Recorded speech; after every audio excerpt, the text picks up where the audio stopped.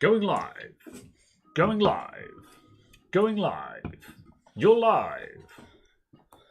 Hello, Maybe. everyone. We're not late, you're late.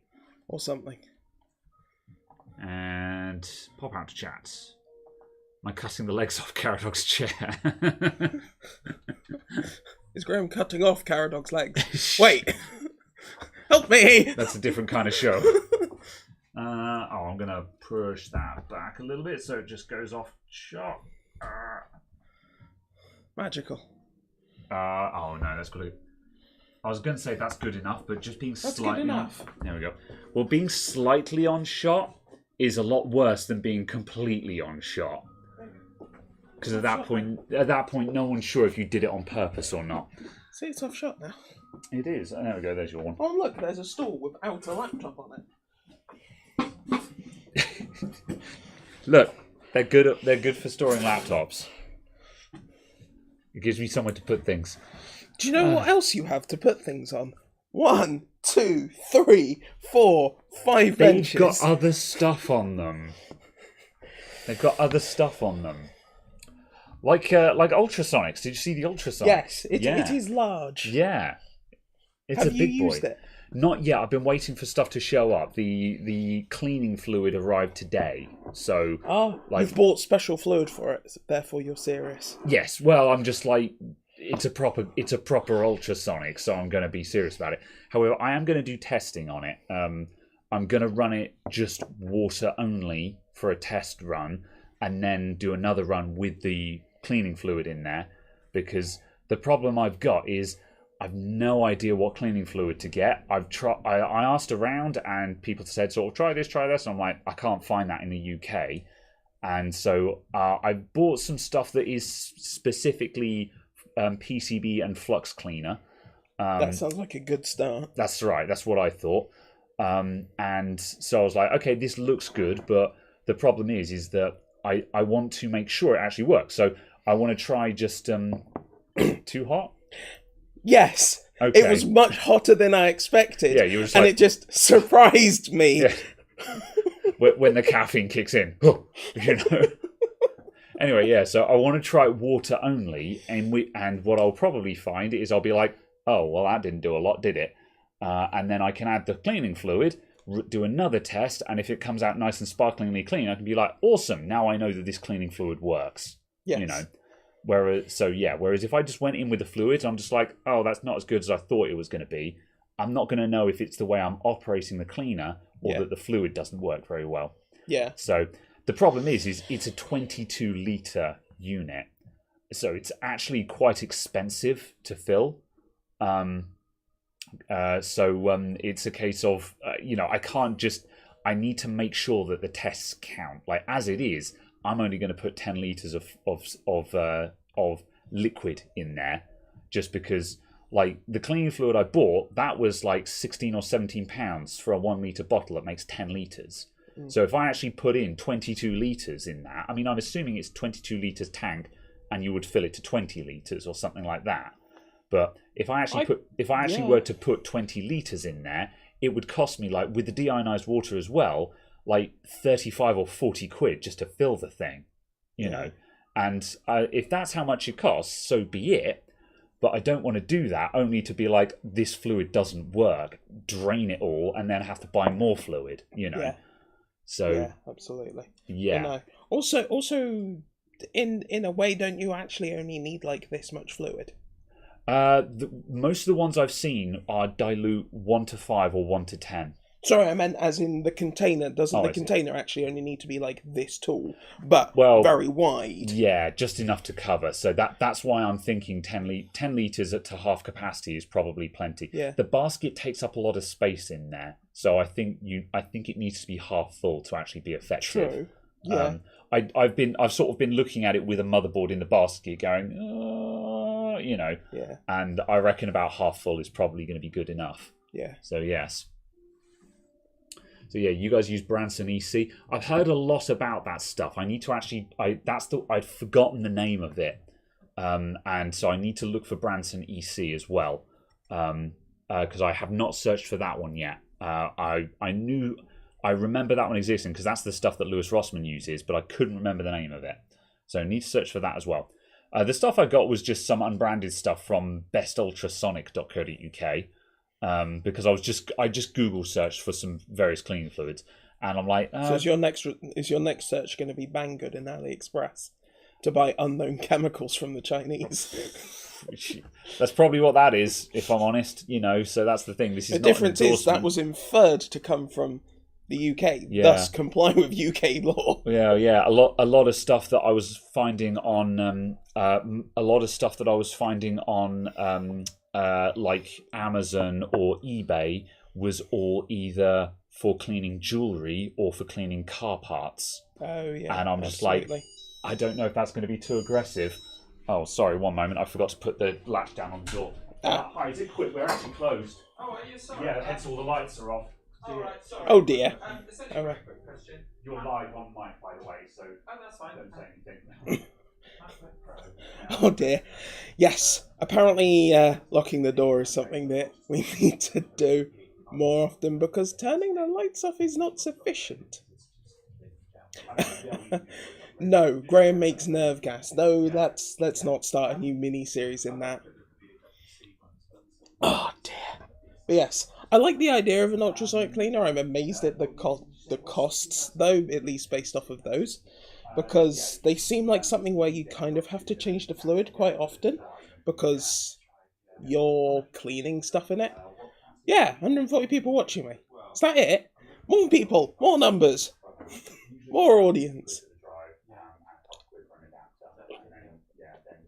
Excuse me, coffee. I need to fuel up before the performance. But yes, today we are planning on fixing my mice, where this one, the left click double clicks 90-something% of the time.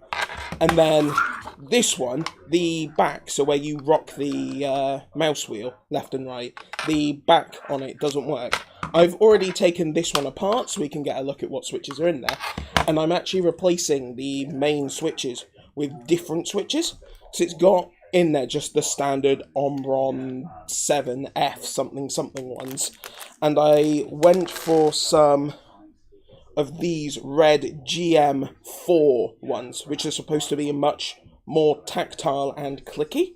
These are Calais, or however you pronounce that. What I'm going to do is see if I can work out the bench count. 1 second. If I do that one, is that the right way around? It is. It's just not in focus. Right, hold on. Where is the camera control? Where is the camera control? No.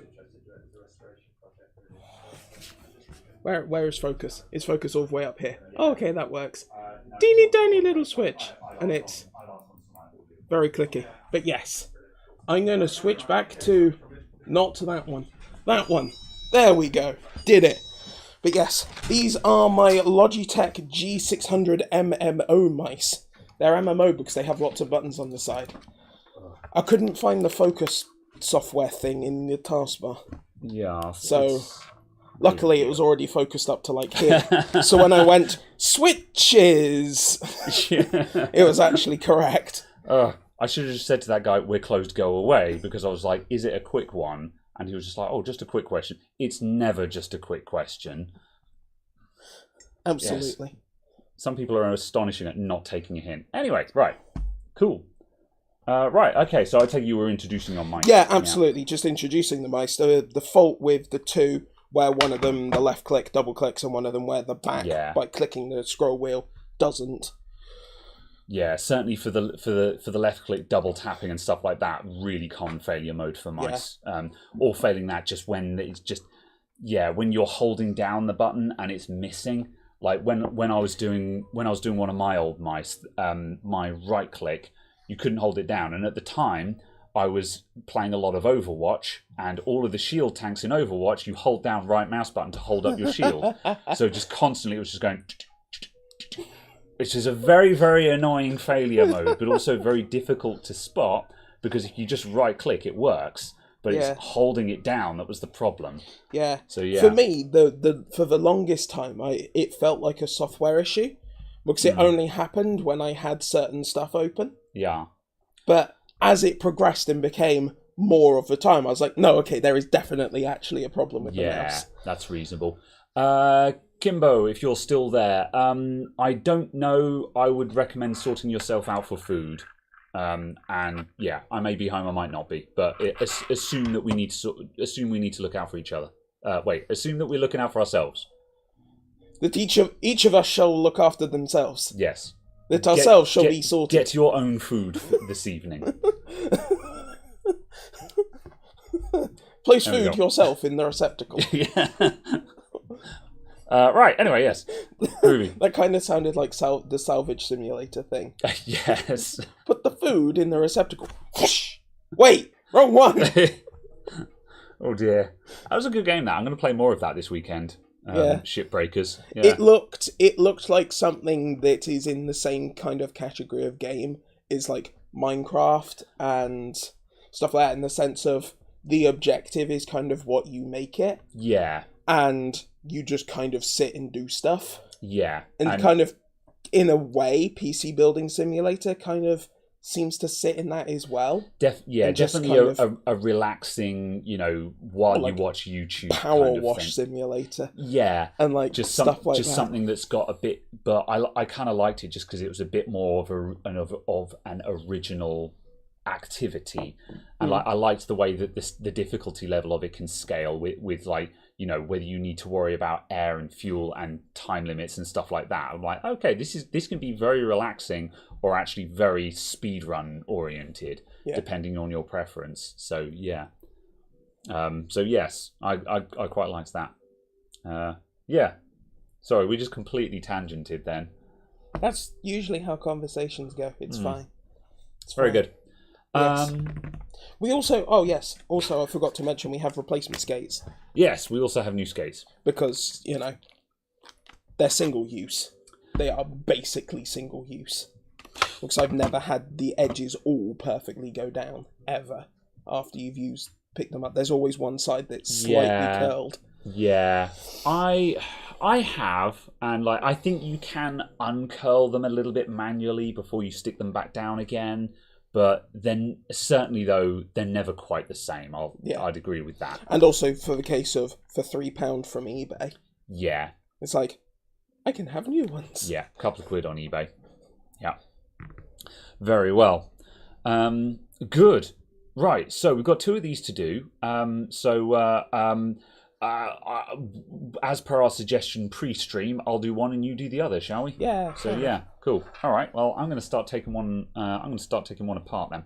Sure. So we were also talking about camera angles. We may as well have this conversation just so you guys can tell us what you prefer as well. We were gonna opt for a more stay on main cam and go for a smaller bench cam, just because we sit and waffle a lot. We discovered through looking at previous streams that whenever we have the bench cam on, we spend a lot of time with the bench cam just showing nothing in particular. So we're actually going to go for a smaller bench cam this time around. And let us know if you guys are just like, oh, we want to see a bit more of what you're doing. That much being the case, is it worth angling the camera to move us up here a little bit more so we can put a corner cam in? If you see what I mean. Yeah, I would possibly do that digitally on a scene, just so we can swap between 2 scenes and not have to move the camera each time. Yes, I'd have to resize the camera image, which will. I mean, what happens if I do this? That's the wrong thing. This is why you lock all of your scenes, everyone. All right, hold on a sec. Let me just fix everything. Reset. This is why you lock your sources, so you can only change the thing that you're trying to change. One thing. Right. There we go, that one. Whoop. I don't think that's what you meant. I think what you meant was to just drag the image up and right. I mean, but that makes a hole like that. I mean, is that what you were thinking? Effectively. Okay. And then just to put stuff. Yeah. But obviously, I was also expecting kind of we do this off stream, so we have a nice little background and stuff instead of just the void. Well, we're getting the void now. Okay. So, Do you know what we're doing? We're now saving bandwidth for even higher quality imagery. Yep.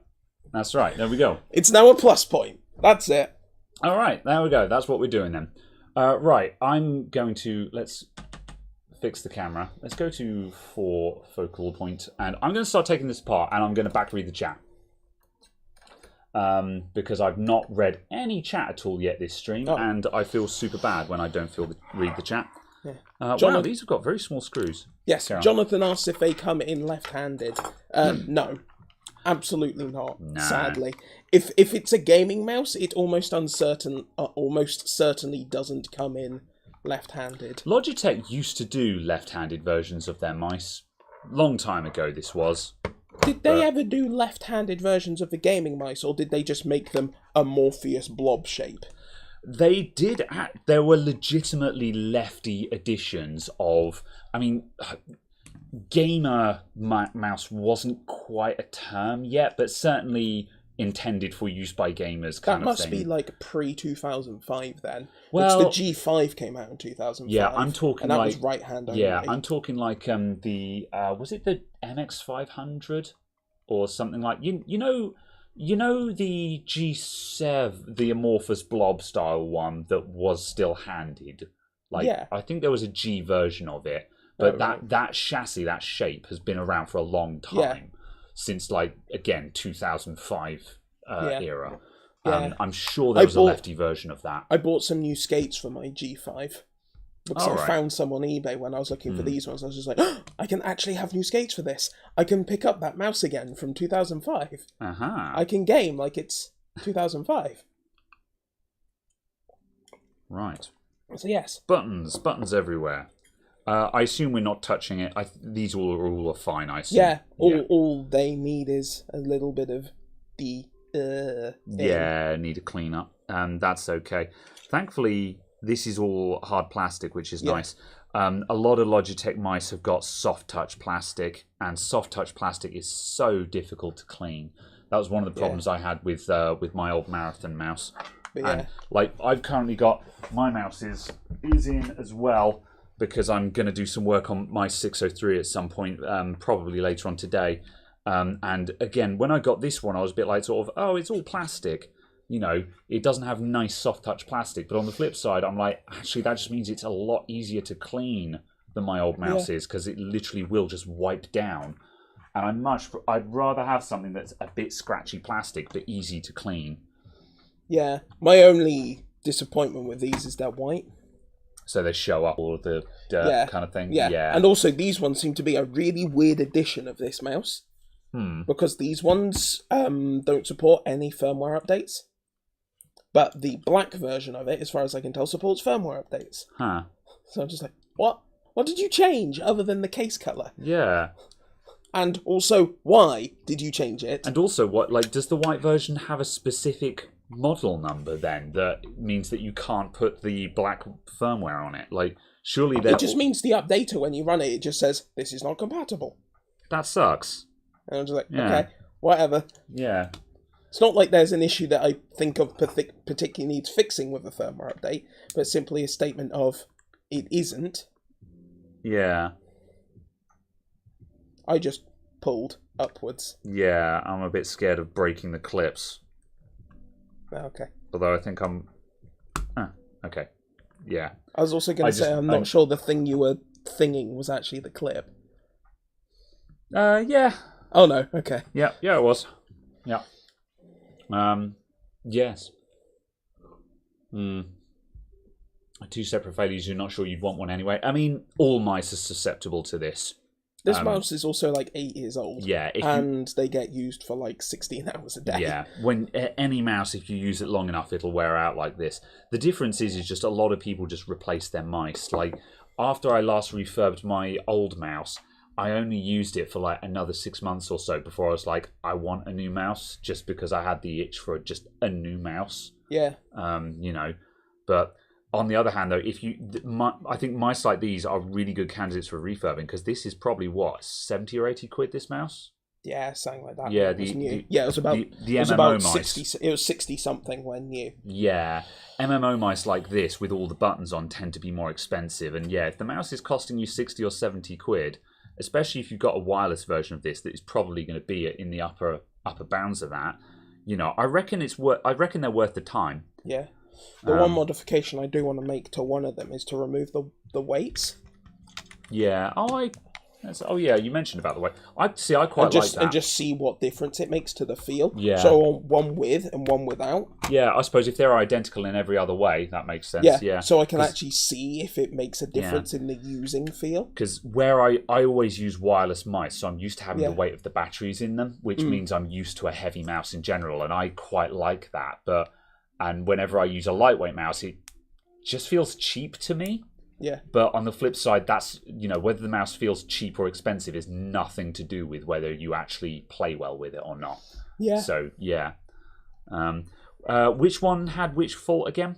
So that one is the left clicking one. This is the left clicking one. Yeah, just because I'm going to take this board out and then I want to sort of very carefully feel those switches and try and determine if I can feel what a damaged switch feels like. Also, that one will be basically unused. Oh yeah. Is that a third clicker it's got over there? That's the neat. G shift one. Yeah. And basically, what that means is it means that every button can then have a secondary function, which is what I was saying about, you know, with the mini keyboard. When I was saying about I assigned the numpad to this, Oh no. I then assigned it on the G shift. Yeah. So you G shifted, and then this became numpad as opposed to number row.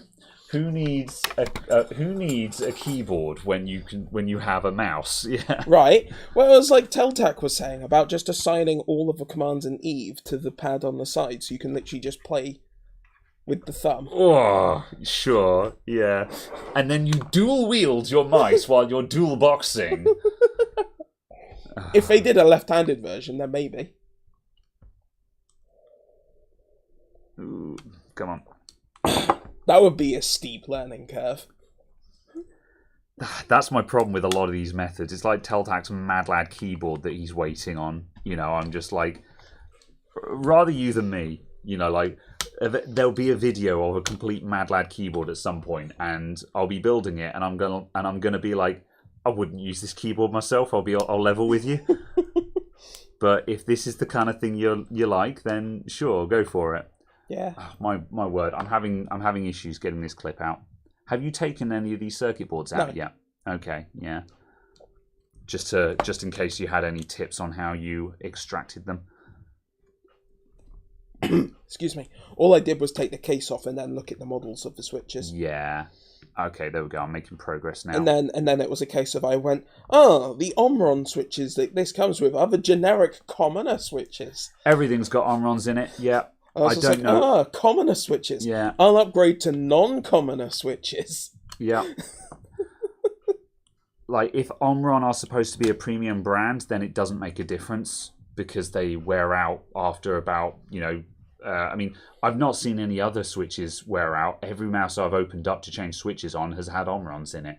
But it's one of those things where it's just like, I don't know, they all seem to have Omrons in them. So every Logitech mouse uses them, and as far as I'm aware, all of the Razer mice use them unless they explicitly sell them as something else. Yeah. Let's see. Oh no. Hi, Spud Nugget. Have you talked about the LTT GPU video yet? I didn't watch it. I also have not watched it. Yeah, so... Because I'm still about 3 weeks behind on LTT's videos. Yeah. So eventually I'll catch up with it, and then I'll just be like... Yeah. I have no strong I saw your commentary on it, and I was just like, I'm just going to save myself half an hour of my life, if I'm honest. So, yeah. Right, I've got this circuit board out. I'm going to feel out these switches. So, yeah, I'll level with you, Spud. I don't really have anything to say, because it's just going to end up being the current rant that you and I have with LTT and their current editorial direction, where there's a few too many videos which are just not vetted, basically. Yeah. I like LTT, don't get me wrong. I want to say from the beginning, I like Linus Tech Tips and I like Linus. I feel But- like it would be better if there was less content. And by Yeah. if there were fewer videos. Fewer videos, higher quality. Yeah, there's a bit too Also much... just fewer videos. Yeah, there's a bit too much quantity over quality with them at the moment, isn't there? So, yeah. Yeah. These clickers, the left one feels a little bit softer, but I couldn't click that and go, oh yeah, that feels broken. Yeah. You know, that it feels like the others do. You know, the springs feel slightly weaker, but for the left click, you'd kind of expect that, really. Yeah. It doesn't feel mushy, or it doesn't feel like it's missing clicks or anything. The action and the tactile click is there. Yeah. So It'd be interesting just to pull it apart. I was about to say the same thing. We'll open it up, and because we're taking both of them out, we can open them up and we can compare a worn one with a non-worn one, or certainly a less worn one. Yeah. Because Cool. I don't want to touch this one. Yes. It's these two that I want to Agreed, replace. yeah. Because Also, there's no point in doing anything on the G-shift one. because it's not had any meaningful Because wear and it's- tear. Yeah, it gets used, maybe Yeah. 1 out of 1,000 clips. We've only got 4 replacements, haven't we? Yeah. Yeah. Yeah. For Because reference, I bought a pack of 10 of the Okay. Omrons Yeah. as well, just so we had spare Omrons as well, Oh, just in okay, case yeah. for some reason these didn't work. Yeah. And the order got notified as cancelled yesterday. Oh, bummer. So I was just like, oh, Yeah. That it's a makes good more job I sense. bought another set. Yeah, because I was gonna say I'd have bought more than you needed if I were you. I always get spares just in case you make a hash up of one of which them. is why I bought 14 switches. Yes. So yes. Right. I was like, I am not going to screw it up that much. No. It is not possible. If you screw up that badly, you may as well give up. Really. I was just like, it's okay. If I screw up that badly, I will buy another mouse. Yeah. Right. I'm just trying to adjust this up in the vise just so I can. What I'm going to want to do is be able to grab hold of this while I walk it out. And yeah, I think that's going to work. There will be a little bit of bendage on the board. Don't panic. They can take it. And if people get really angsty about that. So yes. Right. It's not going to be a very good view. Let's go down to sort of that angle just so you can see me using the soldering iron. And let me just check that I'm in focus. There we go. That'll do. All right. Yeah.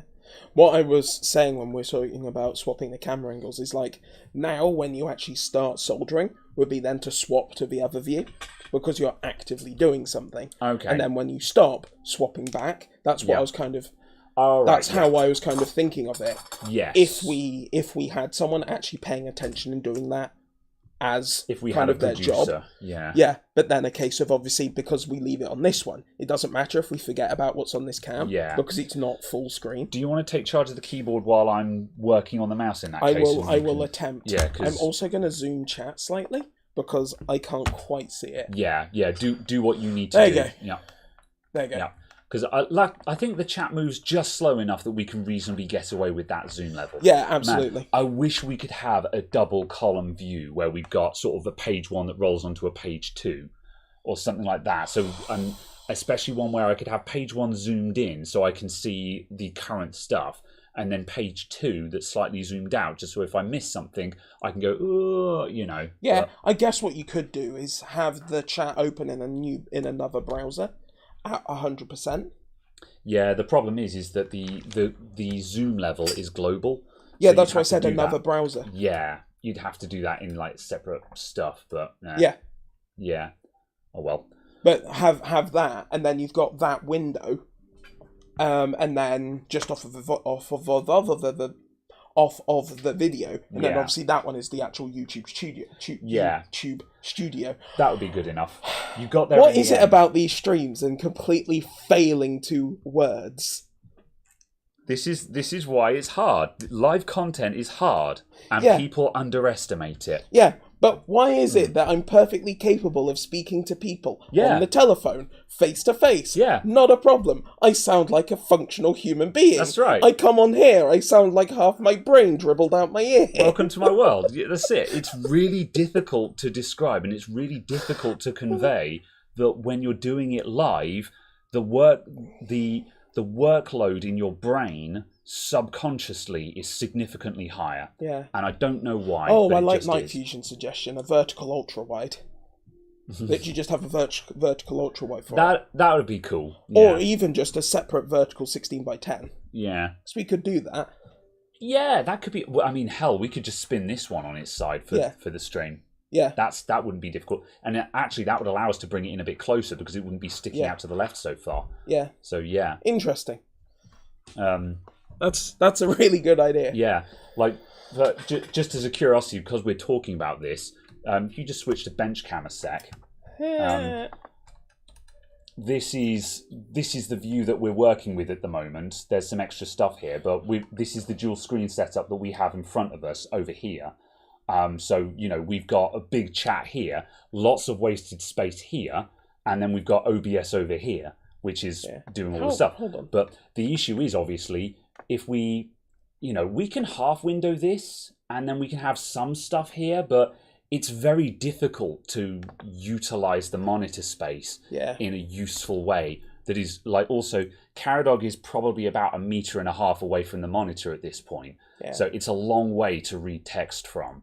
So that's why it's kind of a... Especially when I am short-sighted and I do need glasses. Yeah. But I just don't wear them on stream because I find operating arm's length plus about 5 centimeters is annoying to wear glasses for me. Ah, interesting. Yeah. Because my vision is perfect inside that range without glasses. But yeah. Yeah. Other option... Hello, Paul. My other suggestion, that is one that you said as well, is just getting a 65-inch TV over there.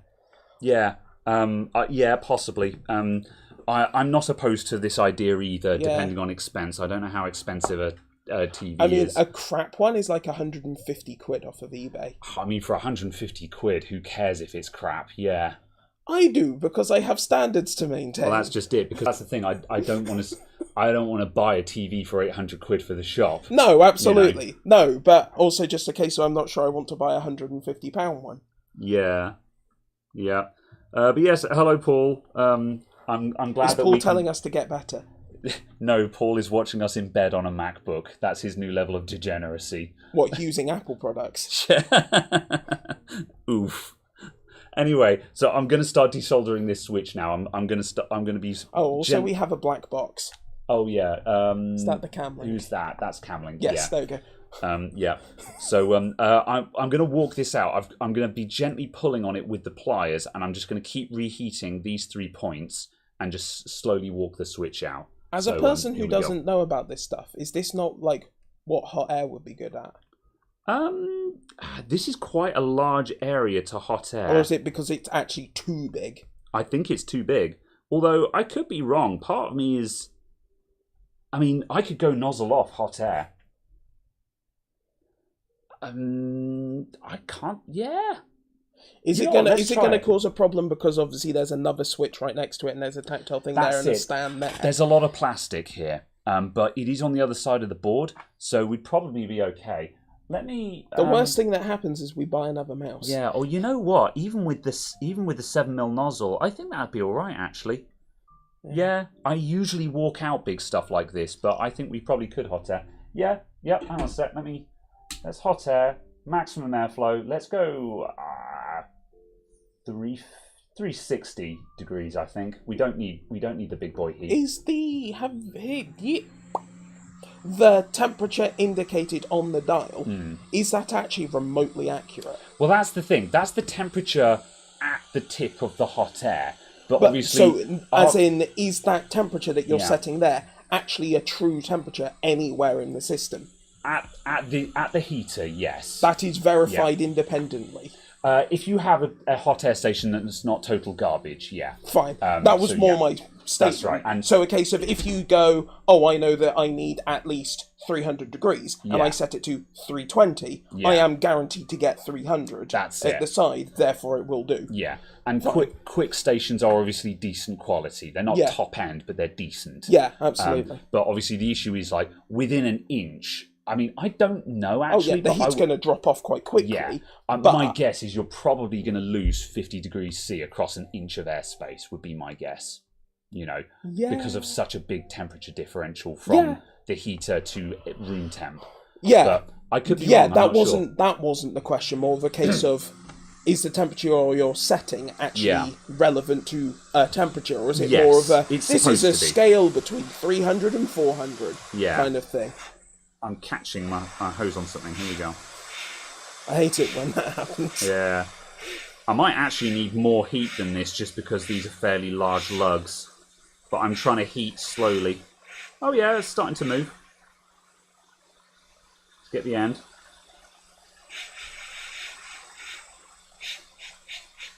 Oh, as Paul says, the joy of hot air stations, you tend to calibrate based on your own experience. Yeah. Yeah. Yeah, there we go. That guy came out. Nice. Yeah, that's a much faster way of doing it. So yeah, I'll say I'll... Oh yeah, okay. I was just suddenly concerned that like the legs were the other way around or something. I'm going to notch that up a bit higher. I'm going to go up to 380 just because then if I go hotter, I can pull the nozzle further back and get more spread without losing heat applied. It's cool though. Now go for the one at the back.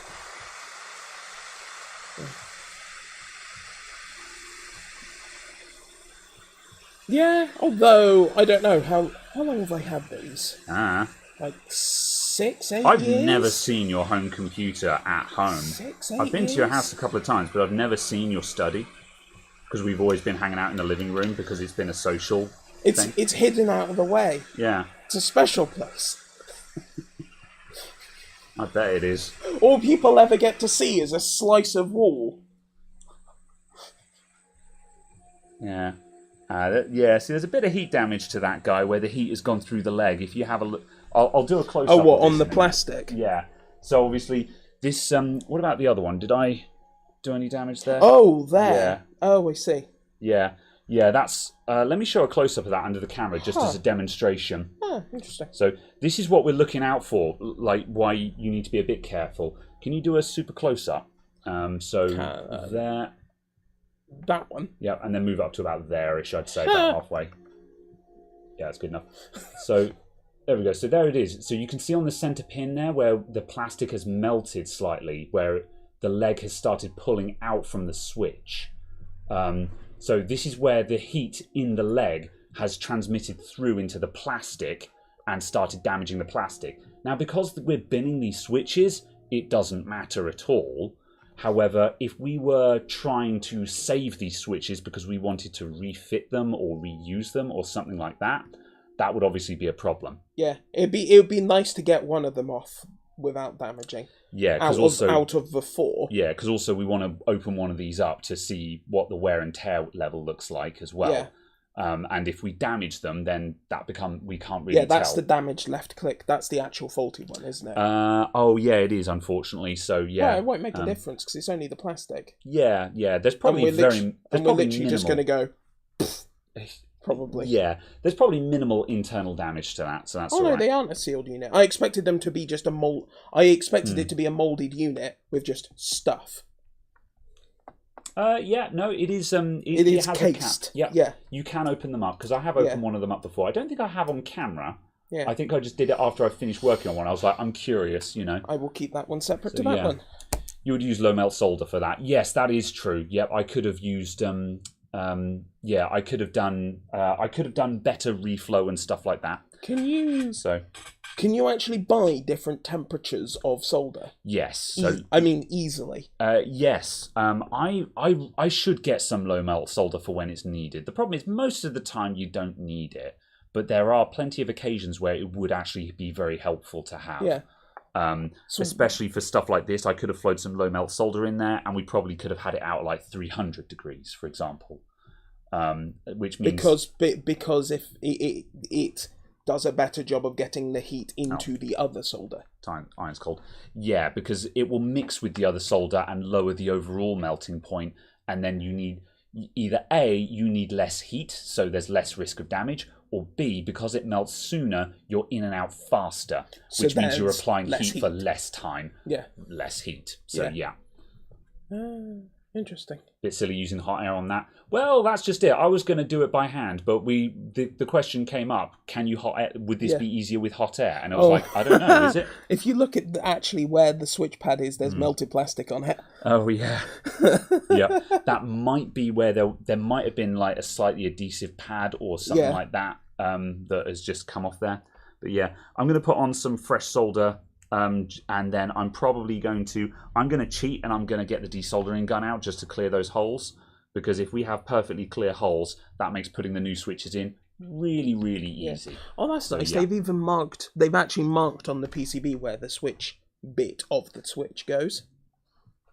Yes. Yeah, they're often quite well marked these because it's not a crowded board. Yeah.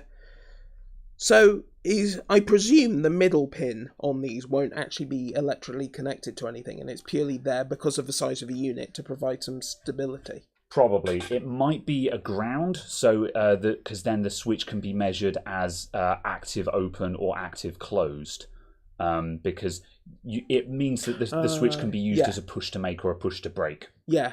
Oh, yeah. Okay. So, yeah, because then you could have it so it is...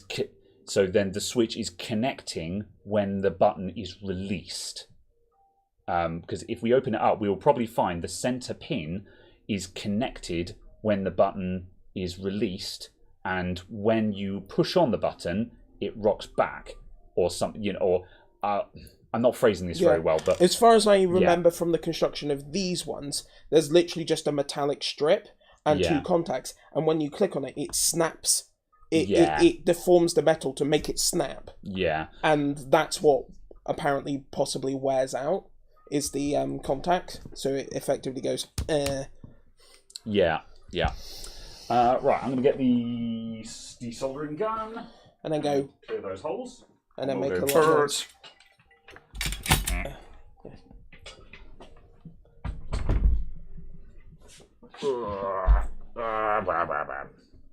Oh, is the low mount solder a lot more expensive? I don't know.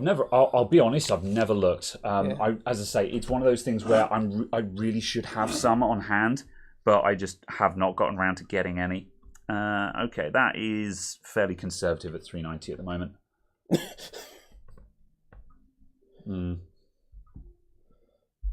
I didn't know it was more expensive though. I figured it was probably about the same amount, just because it's still solder. But yeah, it's expensive relative to normal. Yeah. I don't know how much solder costs, because I've been using the same heckin' spool of solder that I never actually bought for years. And this stuff is a bit too thick, but also because it's from the late 80s or 90s, it's full of all the good stuff. The carcinogens. Yes, but that also means it's really easy to use. Are we up to temperature? We are. Right, it's time. We're going to be getting a little bit noisy, folks. So, hold on. Are you going to be Johnny on the spot? Maybe. I think so. I think we'll just headphone warning. So yeah, I'm just going to go headphone warning every time I'm about to buzz, and we'll have an agreed hand signal for when we've stopped, which is specifically with that face. Yeah. Right. Okay. Here we go. Am I still on shot? I am. Headphone warning.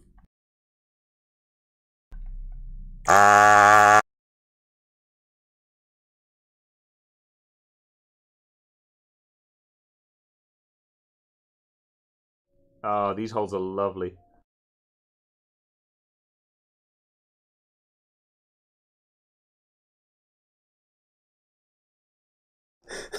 I literally just brought the level back, and all that came through was, these holes are lovely. What I meant to say was that because the through holes, the plated through holes of this printed circuit board are quite large, they're very easy to clear. It was purely the timing of the fact that I put the volume back up as you said that. And I was just like, oh, now it sounds like I'm doing some sort of, Graham out of context. This was not a bit, but apparently it is now.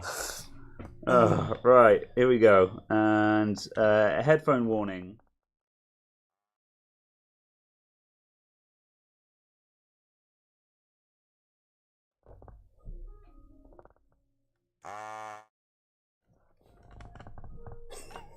There we go. How to? I'm surprised you're old enough to remember how to. Okay. I'm not that much younger than you. I forget. I genuinely can't remember. How to? That was old when I was a kid, though. How to was still airing live when I was a child. Really? Yeah. Damn. It must have been going for a lot longer than I thought. Oh And yeah. I just grabbed the hot end of the desoldering gun because I'm a pro. As a qualified first aider, I now must take you and wash it under the sink for at least 15 minutes. Do not hold the hot end of the desoldering gun, everyone. It was a glancing blow. It was just, yeah. I didn't do it on purpose, just to clarify. I just brushed it with my hand as I was putting it down. You bought low melt. Wow, 124C. Damn, that's super low. I didn't know they went that low. It just sounds like solder you can't use in Australia. Yeah. You use the solder in Australia, accidentally use it on the dashboard of the car, and the entire device just goes. You could probably put that on a motorway in the peak of summer in Australia, and actually that would be close to melt point. Yeah. Like, seriously, I don't know. Anyway, right, so we've now removed those two, and we've got some lovely clear holes. So now we can just soldering iron those into place. So, yeah, that is all going to plan. Oh, it's, yeah. It's not... I don't think it's that. We'll see. That guy's gone a little bit wonky. So again, the hot air was too vicious. Like that's the, is that the sensor or the emitter? I think that's the LED and that's the sensor. So I don't think that's going to cause a problem. But this is for the scroll wheel. So that is going to be an infrared LED that's firing pulses to a sensor, and the spokes in the wheel will interrupt the flow and allows it to detect the movement of the wheel. And that has just gone ever so slightly skew-if in the heat. So that alone is just a sign of why hot air is not always the best way forward. But that's the thing. Sometimes you have to try it and find out. Yes. Although Absolutely. again, if I had reflowed those beforehand, in fact, if we reflowed those beforehand, went in a bit hotter and just got in and out quicker, that was probably easily possible without damage. So I don't think that's indicative of you cannot hot air this. That's just indicative of the settings were wrong and I should have reflowed the joints first. Yeah. Because on the first one, I did reflow the joints. Yeah. Well, I started reflowing the joints, and then someone was just like, use the hot air. And I was like, okay. So, It was yeah. me. Yeah. It was I. Dio. Yeah. But yeah, this is why testing. And a lot of the I time, require the wobbly assembly. Hold the on. wobbly assembly. Yeah. Well, because I need to work out which tactile buttons are the ones we want to replace as well. Oh yeah. For the tactile buttons, It's the front two. yeah, It was only because there was a cluster of 3. I have some concern about the tactile. But do you want to unbox some of those and have a look? These are very, very soft because they're for a mouse. I've got a horrible feeling those are going to be way too heavy. We can find But, out. yeah. So that I think is going to be a problem, because that was a mistake I made when I was doing my one. So we'll see. Okay. At least I'm glad you bought the professional semiconductors. Yeah.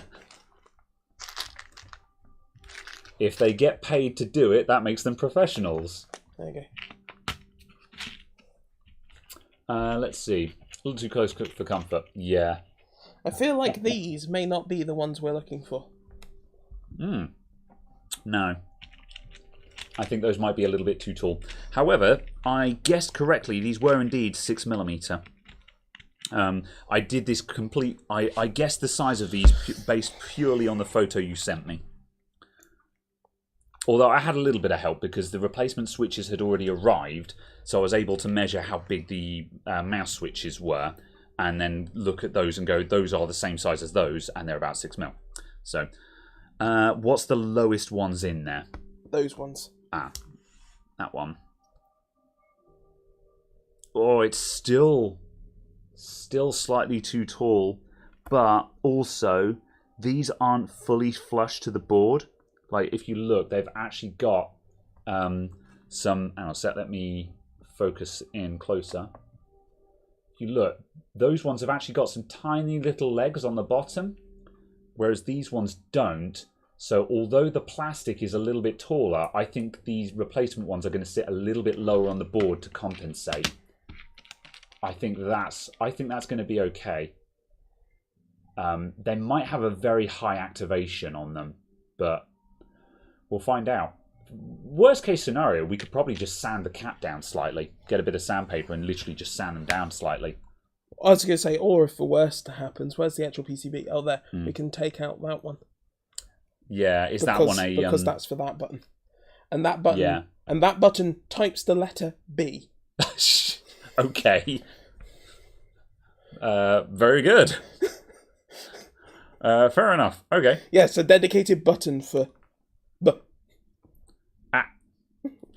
Cool. Okay. It's apparently, for ease of access to your backpack, but I don't know of any games that use B for backpack. I'll probably use PUBG or something like that. Most use I for inventory. Yeah. I mean, surely that's remappable though, right? Probably, but I'm just like...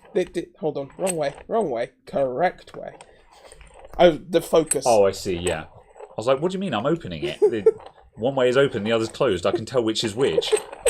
It was the fact that I went more out of focus. Yeah. In focus? Hold on.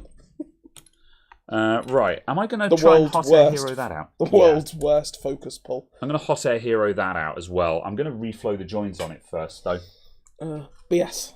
I think it is remappable, but it's a case of I have all of these buttons. Yeah. I'm okay. I think we need to come out a little bit if you go left a couple. Probably. Yeah, I think that's good enough. Am I up? Yeah. Something comment about Australia and quality. Yeah. Although you got Rode in Australia making microphones. I tell you, the Rode Wireless Go, heckin' everyone is using that these days. I keep seeing that everywhere on YouTube now. What, just as a black dead cat? Yeah, but just a microphone that lots of YouTube channels are now using, which is in a way is good because I'm just like, oh, cool, that makes me feel better about owning one because I am vindicated. Yeah, my purchase was correct. All these people who know what they're doing also think that's a good mic, Yeah. Because I bought it when it was very, very new, I think. Yeah. And yeah, it's just. I kind of want the DJI one, just because it's a set of two and all of the other bits that come with the features. Yeah. It is, and DJI stuff is really good. Yeah, I want, because I have been looking at getting the Rode Wireless Go 2, which is the 2-mic set, but it's like £250 to £300, and it's going to be something that we use once in a blue moon, although we could use it on the podcast so we don't have to share a mic, but yeah, I don't know. It's a lot of money for something that I don't really need. Yeah, but... So, as long as it's cool, or as long as you get it before it's cool,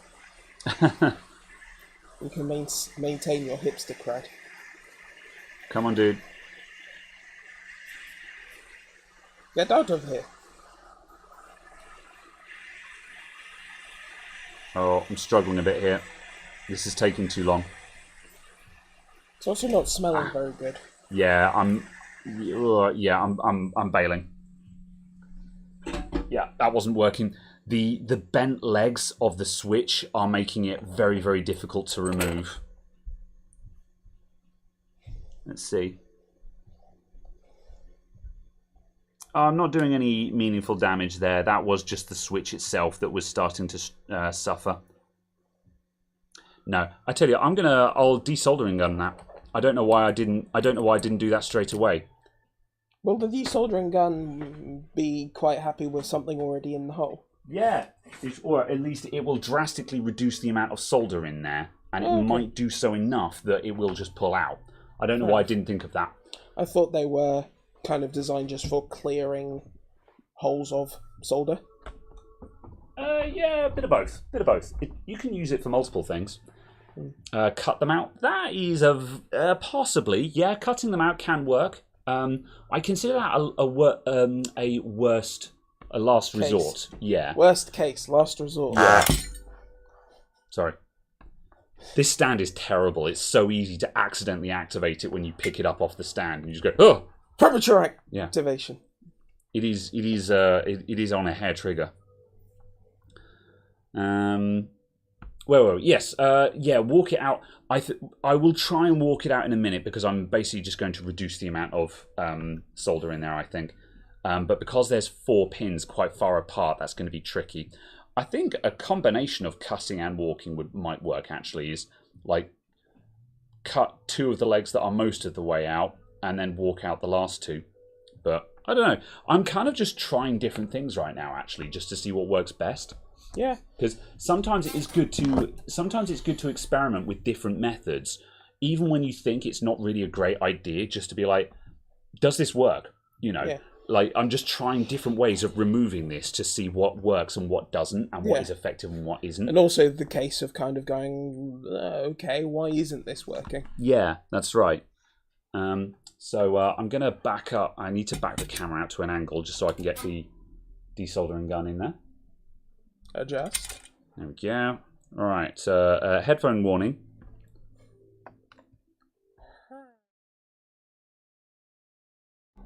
Oh, that didn't work very well.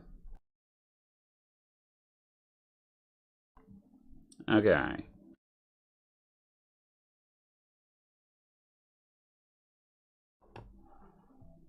Yeah.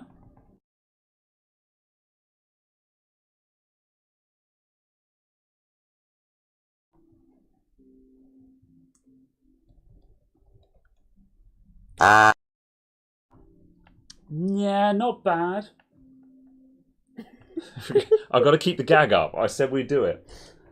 Not sure how effective that is, if I'm honest, because, yeah, it's cleared some out. How loose is it? Is it loose? Not really. What if I bend the legs a little bit? That one doesn't want to move. Not quite. I think I'm going to walk that out the rest of the way. Well, I might. This one, to be honest, I think we might have made enough of a hash of that it's worth just cutting it out. The problem is now, if I want to walk that out with the soldering iron, I'll need to add solder, because otherwise I won't be able to get any heat into it, because there's no surface contact anywhere. So it's actually, that's the problem. A lot of these methods are fairly antithetical to each other. So yeah. Tough enough still says cut them out. Yeah. Yeah, I'm just gonna try going in dry with the soldering iron one last time, and then I agree, I think cutting it out is the best way forward. See if I can get in there.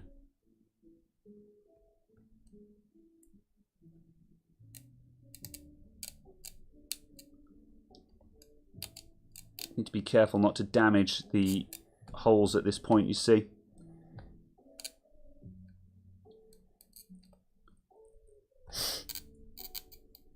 Oh my word. No, I'm cutting it out. It is going, but also at any moment I'm just expecting one of those pads to go. And when the pads go, it gets annoying. So yeah. No, I agree. Cutting them out is the best way forward. So I'm going to go, right, are you already out? Probably. Snip. Snip. And that one's already loose. Snip. Alright, that's that guy out. Haha. So now I've just got to clear the holes.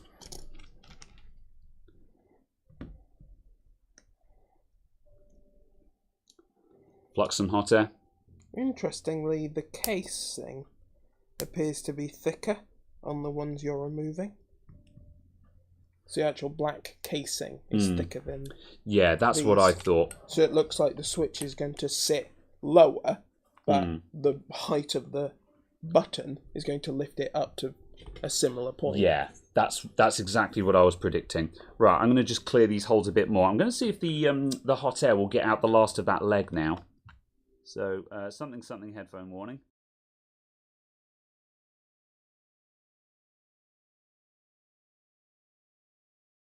About. That worked. So is the leg now inside the desoldering gun? It came off on the edge and I just wiped it off. However, it would be... it might clog if it actually tried to pull it up, but you could clear a blockage, so that might be okay. Bit high risk, though. Headphone warning.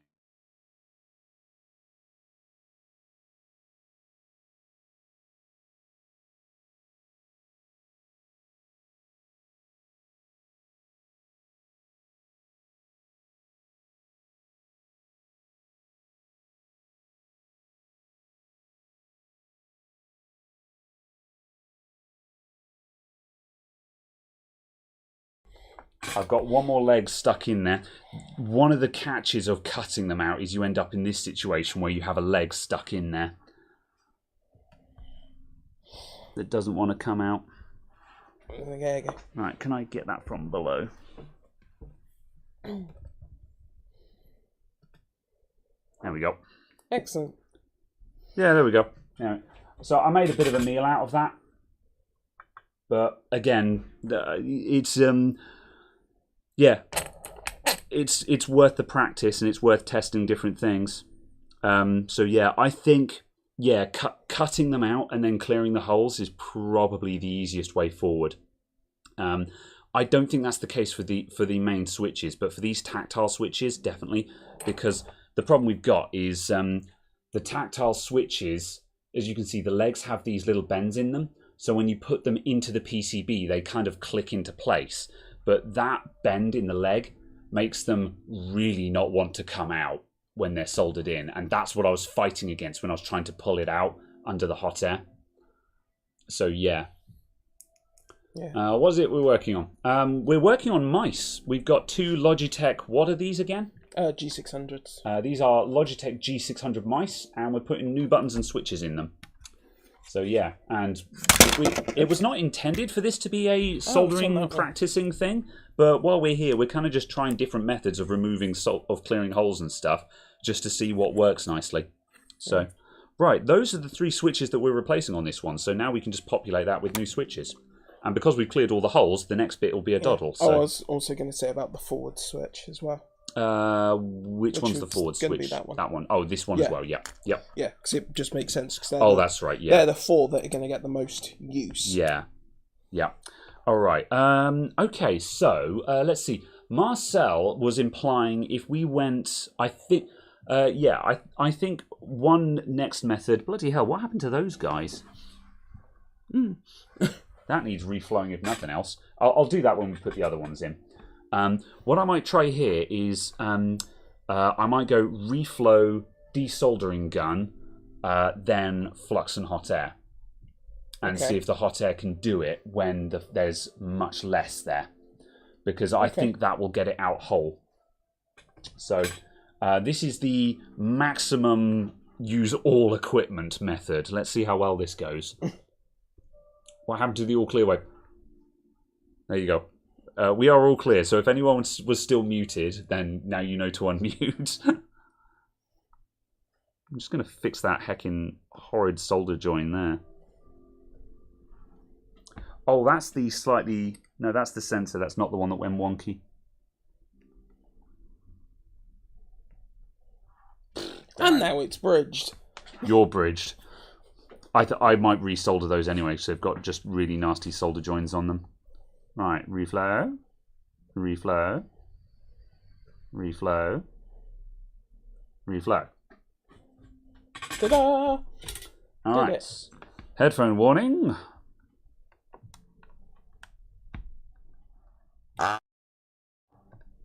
Yes.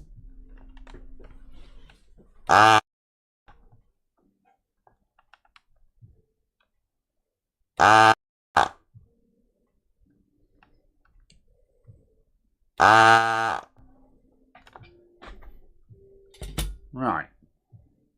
Oh, sorry. Got to use the left hand. The right hand might mean something entirely else. We don't know. We haven't declared it. Yeah, I don't think that cleared a meaningful amount, if I'm honest. But let's keep going. Let's flux some hot air and see if it wants to come out. I'm going to make sure this is seated really nicely, just so I can be as vicious as reasonable when pulling. Rip Taylor Hawkins. I'm not familiar with the name, if I'm honest. What is he known for? Oh, is he the guitarist of that one band who died this morning? I'd imagine so, can't since remember. apparently he's died. Yeah. I had one job. What I did. Yeah. I did some. Look, y'all had the headphone warning. I did some. It kind of worked. Yeah. It was less egregious than it may have been. Alright, I'm going to go in maximum... Oh, drummer for Foo Fighters. There we go. Oh, really? Oh, that's terrible, man. Hang on a sec. For Foo Fighters drummer, Oh, no, he was singer and guitars, wasn't he? Yeah. Yeah. I was thinking, what's-his-face the drummer for Foo Fighters? But no, the lead singer is just... Yes, what's his face? That one guy. I have no idea who you're on about. The lead singer and guitarist for Foo Fighters is also a very famous drummer. And I assumed that, and for a minute I was like, why is he not the drummer for Foo Fighters? But that's because he's the front man. I'm just going to adjust my nozzle angle, because I've ruined my nozzle angle. Oh, my nozzle, it's all in Dave the Grohl, wrong place. that's the guy. Yeah. Oh, okay. Yeah.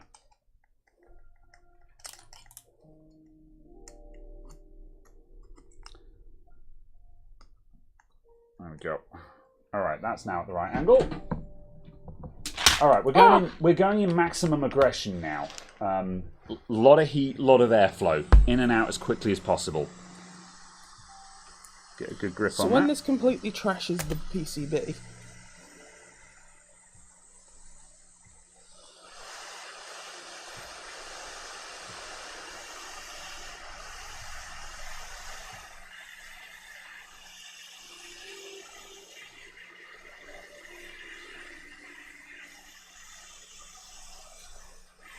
Almost. It's gone wonky again. Almost. Come on. Get out. Get out. Get out. Get out. Oh my god, there's one leg holding on. Alright, enough. I'll cut that last one out. God, no. Hot air is not the answer for these guys. Just no. Absolutely not.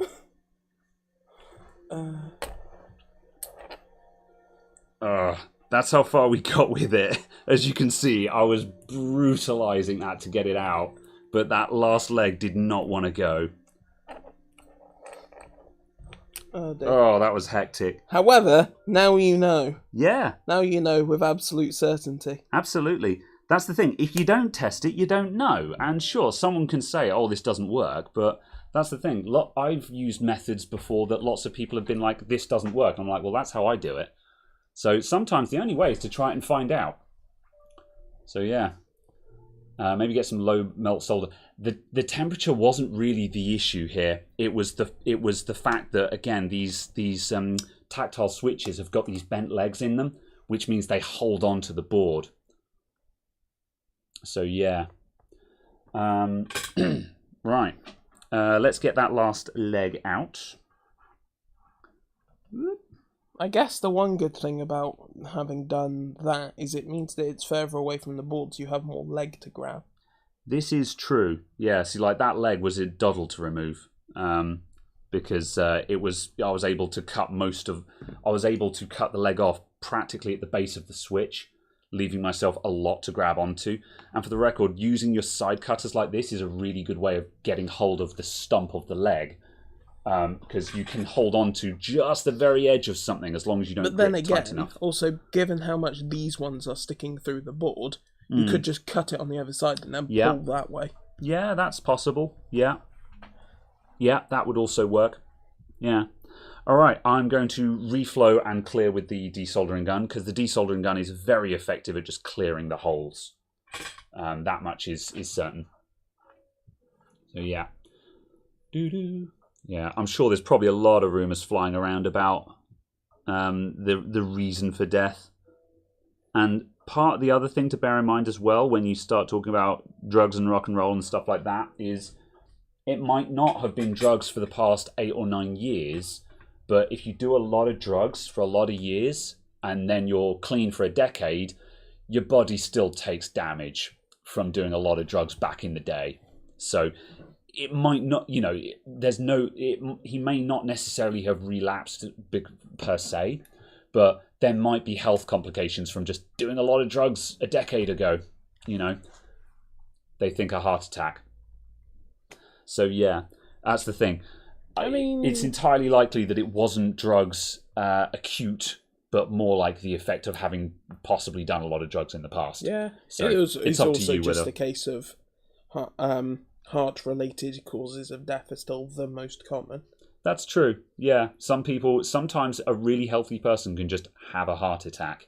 Yeah, that is also a very valid thing. As proven by that one 19-year-old Premier League footballer who just collapsed in 2019 and had a heart attack. Yeah. And the only reason he didn't die is because a preeminent cardiologist was in the second row. Yeah.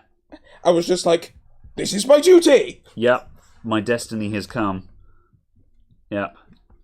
Density has brought us together. It's a Back to the Future reference. I'm your density. Headphone warning.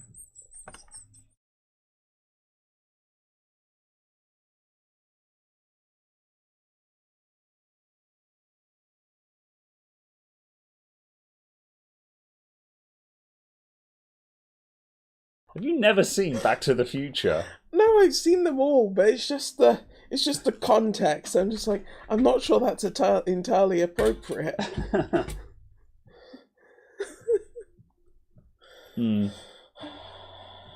Yes, agreed though. All baseless speculation aside, it is a big loss. Yeah, because Foo Fighters, a really important band to a lot of people. Yeah, that is a big sad. Not gonna lie, I'm not gonna be able to name a single thing that they've done, but I guarantee someone could play 30 of their songs and I'll be I know every one of those. Yeah. That there'll be at least a lot of them where you'd be like, oh yes, this one. Oh yes, this one. Oh yes, this one. You know, because kind of the same. I don't really sit and listen to the Foo Fighters, so I don't actually know the names of many of their songs. Yeah. But likewise, I would recognise many of them. I'm legitimately going to just look up now what YouTube Music says is the most common ones. Foo Fighters, not Food Fighters. I'm going to start populating these holes with the special switches. The Pretender, Everlong. I'm going to make sure my phone is muted to avoid any listed contents match. So at this point, Best of You, All My Life, Learn to Fly. Yeah. I'm literally going to drop these in and solder them now. This will be easy peasy. So I'm going to do this freehand. So for these ones, because they won't stay in place, there's a couple of things you can do when soldering stuff like this.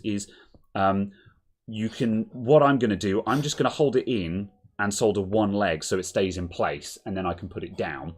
But a really neat trick that often works, which I'll demonstrate now actually, is if you just put a squidge of flux over one or more of the holes, usually that's just enough just to glue it in. And if I just go like that, and that'll stay in there now. And now I can just put it down. That's astoundingly. Yeah. Obviously, you're adding flux, so it does make a little bit of a mess. But once it's all in there, and we're gonna spray alcohol on this once we're done anyway. I was also gonna say when it's inside the case. Yeah, it's not gonna matter. Right, I'm just gonna flow that, and now I've flown one hole. Flowed. Now I've flowed one hole. Fly me to the moon. What I'm going to do now is I'm now going to make sure that it's dead straight, because at the moment it's gone in a little bit wonky, and that's not going to affect performance, but let's see if we can straighten that out. Rick Lakes with the $5. How's it going, my dude? Hello. So flux sucks. It sticks. Oh, the hole's round. Yeah. Oh, I see. Right, how's that? Oh, that's good enough for Australia. Yeah, that'll do. It's alright, Paul's gone to bed. Right, okay. For Paul is the only Australian. I assume so. I don't know, are there any more Australians in the chat? If so, why are you still here and why haven't you gone to bed? Although I think there are quite a few who watch the VODs. So my apologies if you're watching this on replay. So Foo Fighters were UFOs seen in the sky of Germany. Oh, yeah. Red switches must be faster. We assume so. Is that flat on the board? Yeah, that is flat. These Kalia, Kale? I think it's Kale that's pronounced. They're Kale switches. And yeah, they feel pretty good. Although, once we put this one together, we can do a very quick comparison and be like, Yes. I bought them specifically because they were marketed as with enhanced snap. That's certainly what it feels like to me. Yes, they were marketed as enhanced snap. Yeah, like just clicking them in my fingers, they feel like they've got a bigger snap to them on activation. So it's just like, that sounds cool. I've just made that completely wonky. That's no bueno. However, it is perfectly straight. So if I just press down on it now and reflow. Damn it, George. That should just jump into place. Alright, is that flat? That is now flat. And yeah, that's good enough. Considering all we're doing is just pressing on the top bit of it, it doesn't actually make any meaningful difference if these are straight or not. It's just a matter of just finesse, really. I'm going to add some extra solder to these.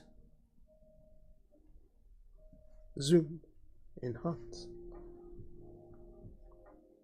There we go. And I'm also just going to reflow the joins on the mouse wheel sensors because they are really nasty joins there. What are the two red switches for? That's the main left and right click switches. Headphone warning. Oh, I'm going to reflow those first. Is the... Oh, yeah. Hang on a sec. I'm just going to quickly buzz these. Headphone warning.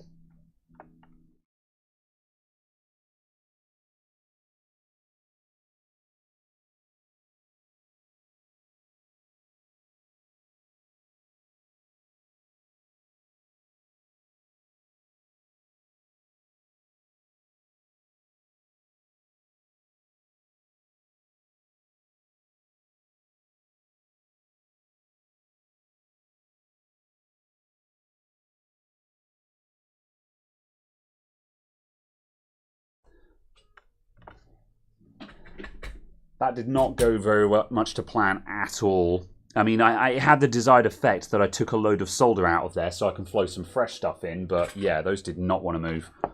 I needed to slow down and take a bit more care there. Anyway, what were you about to say?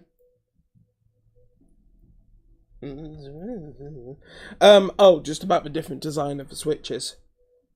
And in between the left and right one, and then the other buttons. Yeah. And just a case of clearly in just... Those look nicer.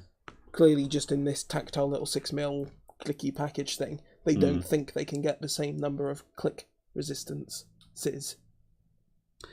Yeah, I don't know, mate. Because I don't know why you'd make this specifically when you could have all of these kind of thing. I have from a manufacturing point of view. I've seen a lot of mice that use the I don't know what you call this style of micro switch. I'll call this a micro switch and these tactile switches. I've seen plenty of mice that use a micro switch for the center click.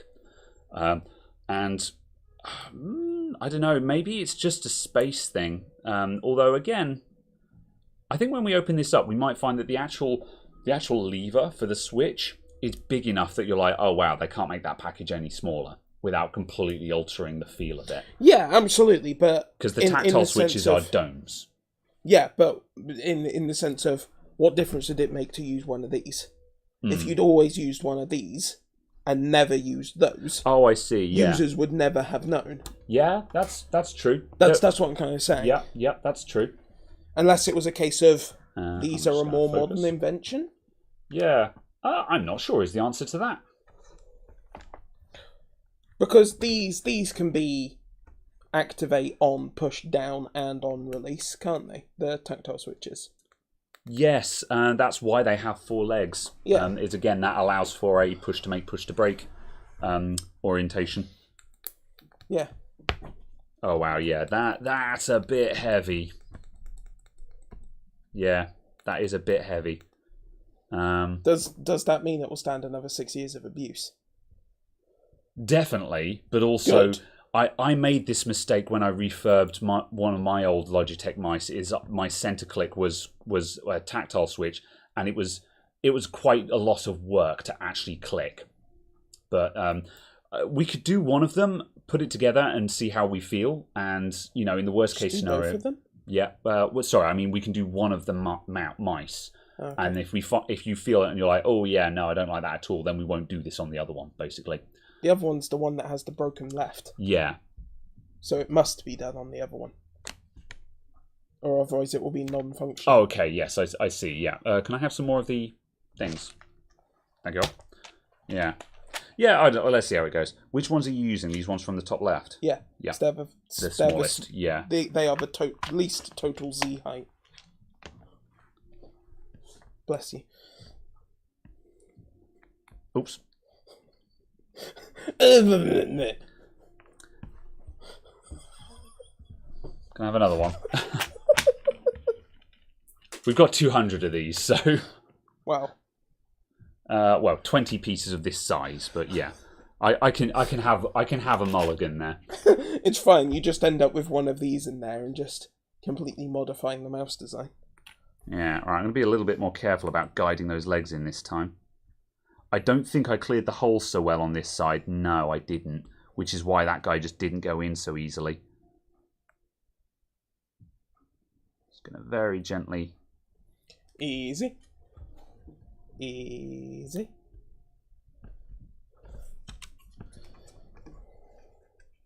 I don't think I've cleared the hole enough. Oh, it is still going. I've just got to ease it in.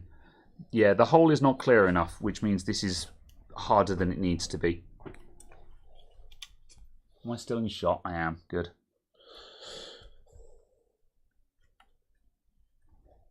There we go. That first one, I just went ka-chunk, and it went in. Right, Yes. That is now flat on the board.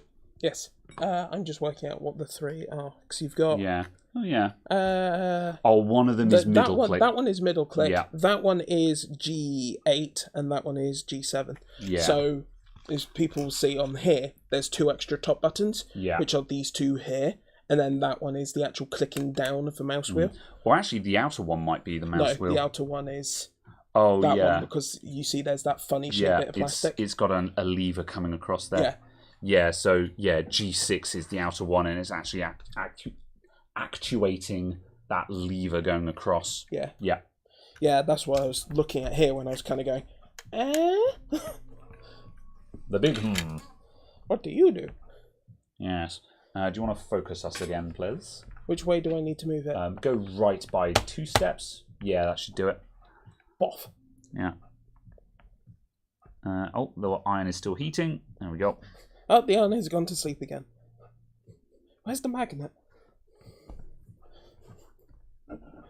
Just sabotage all of the things that you're trying to repair by sticking a giant magnet under the desk.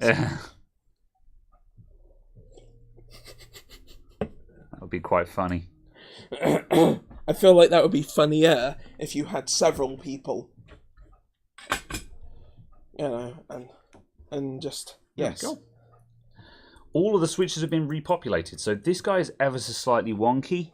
I can probably get some pliers and just gently go oop, and just twist that slightly.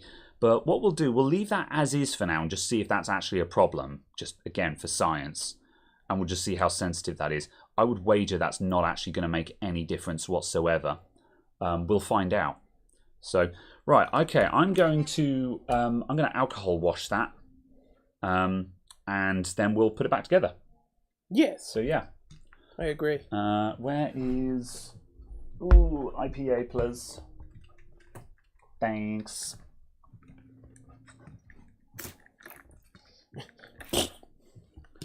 Yeah. Just drown it all.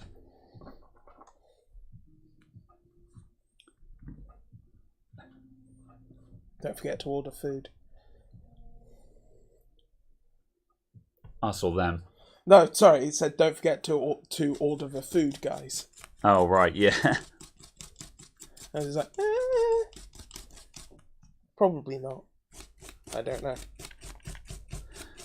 Yeah,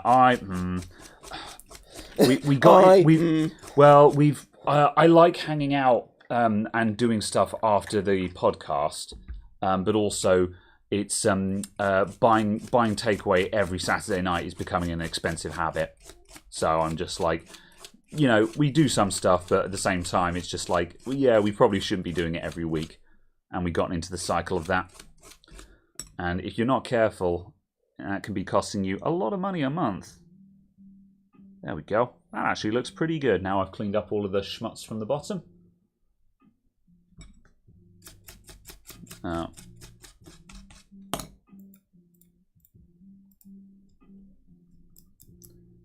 Don't want to get too much alcohol on the switches themselves, but they should be fine. Most of the action in those is mechanical. There'll be a little bit of plastic grease inside these switches, but the vast majority of the action is just purely mechanical on those. So, good. I'm going to give that a quick blast with the air compressor just to blow the excess alcohol out of the thing. Out of everything. Excuse me. Very well.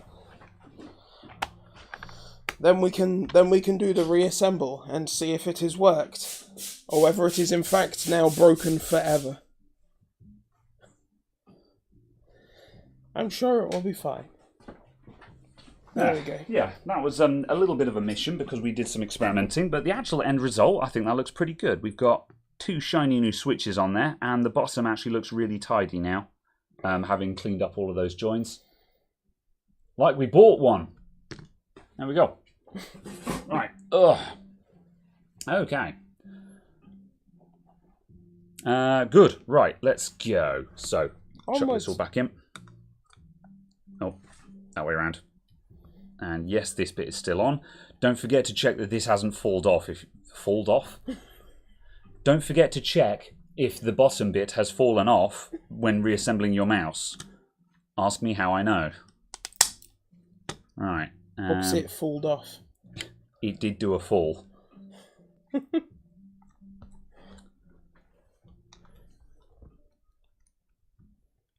Whoop. Okay.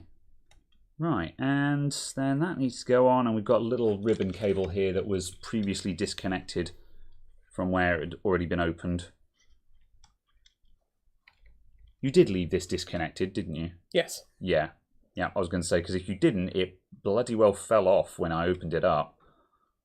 Yeah, because I put it all back together and stuck it in, and then you said, "Oh yeah, can you send me a photo of it?" And I went, yeah, damn it. Undid it all. Yeah. And then went, I can't be bothered sticking it back in. You require the wheel. Remember, everyone, don't look at what's in the device, look at what's still on the bench. If you see a mouse wheel on your bench, it's because it's not in the mouse. Alright, that goes that way round. Clonk. Yeah, no way of telling on that until it's all back together again. I think they're going to be too hard. That's my prediction. Crunchy. Yeah, how does that go on? Does that have any... You wiggle it around a bit. Yeah, sometimes they have hooks at one end, so you put the front in and then hinge it down, but it looks like that just presses down, yeah. Yeah, I just found you had to wiggle it slightly. Yeah, alright. I'll let the screws guide it in.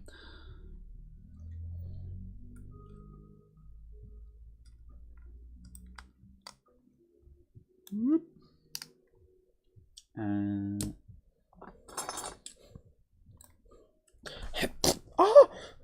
stab. Oh my.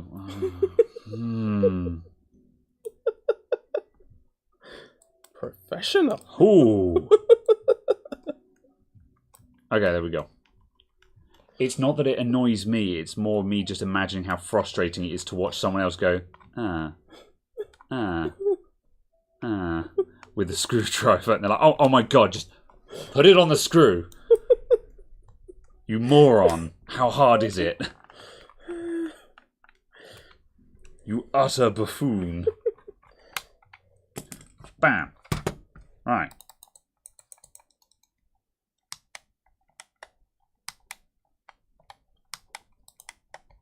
I mean, it's... to be honest, it's bearable because you've got to be pretty deliberate. See what you think of that. Yeah? Compared to the other one. Yeah. I mean, you've got to be fairly deliberate doing a back and forth with a mouse wheel anyway, I find. Yeah. Because it's a bit of a weird movement for your finger to make. So, you know, you can't have your middle finger on the wheel and just go left and right. You've kind of got to move it and actually nudge the wheel with the new switches, I think. Yeah. So, you know, it is heavier. So if you don't like, you know, but because we haven't replaced the center one, it's not an issue. It's not as bad as my mouse. Because all of the switches are behind the lever. Again, when I did my mouse, the switch was right up front, and that meant there was not a lot of leverage on it. Yeah. So putting in a heavy tactile switch meant that I really had to go with my middle finger to click, and that was quite unpleasant. And again, it was one of the reasons why I was just like, I'm just going to buy a new mouse. But yeah. Fair enough. I guess we should probably just plug it in and go, look, it works. Otherwise, everyone's going to be like, oh, you didn't test it. Yeah. So I shall quickly plug it in. Yeah, we have no way of removing these without destroying them. If we went really slowly and carefully, it could be done. So if you want to do it a certain way and preserve, I think we can do that. We just need to go very slowly and carefully. I was kind of going in guns blazing there just to try and speed up because I was taking too long. But you know, if you want to preserve this, if you want to move buttons around, I think that can absolutely be done. It's still recognised as a mouse. Yep. That is a good start. The mouse works. It still scrolls, so yeah, there's no issue with the scroll action at all. And if I just go one step at a time, that's recognising steps. And let me just grab something that's got some horizontalness on it. Oh. Oh no. Uh-oh. I probably shouldn't have done that. Oh, I shouldn't have done that. Please don't have broken the stream. I shouldn't have done that there. Alright, we're still live. I think we're good. Yeah. I backed out of YouTube Studio, which is never a good idea. But yes, left click and right click. Yeah, it works. I think it's too heavy, personally, but I'll let you see how you get on with that. We still at least appear to be live. Good. Yeah.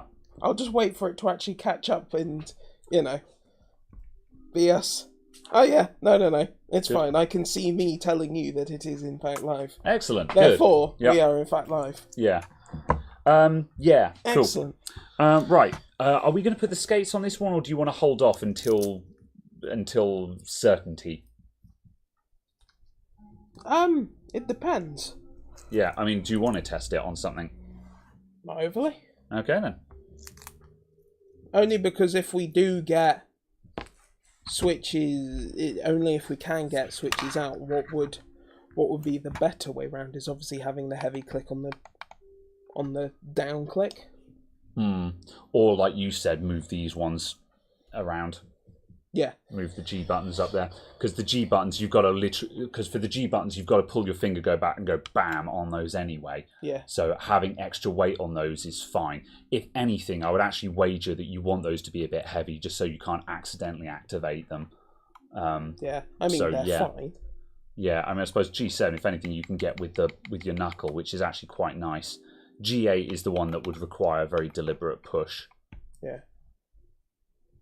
Yeah. Yes. 100 finger push-ups a day. Build some finger muscles. Very good. Okay. Right. Well, should we start on the other one then? Yeah. Absolutely. Okay. Cool. Right. In that case, let's swap places. If you want to have a go, anyway. Yeah. Yep. Cool. All right. We're going to swap places then. I'm going to Change places. Change places. I'm going to very quickly use the bathroom. I'll be back in 30 why is this seconds. on the floor? Why is what on the floor? Oh, because Stuff. oh, it was in the soldering iron when I picked it up, so I was just like, I don't need this. You know. So yeah. I'm amazed you don't have lots of just broken bits. Yeah. You're back. Nya. All right, Skeletor. Nya. Until we meet again. Yes, fine. I shall take the other one apart.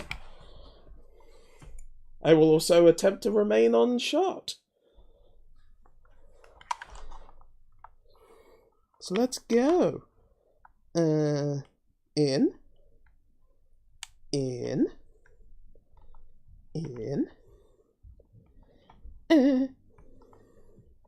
Whoop. There we go. Almost. Almost. Oh, yes. That's the spot. Huh.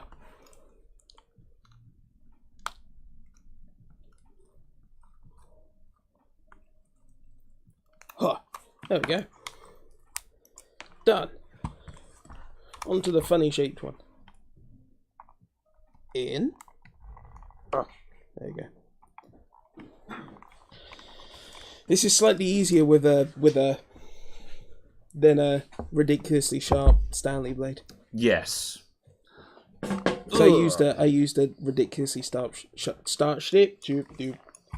Stanley blade. Yes.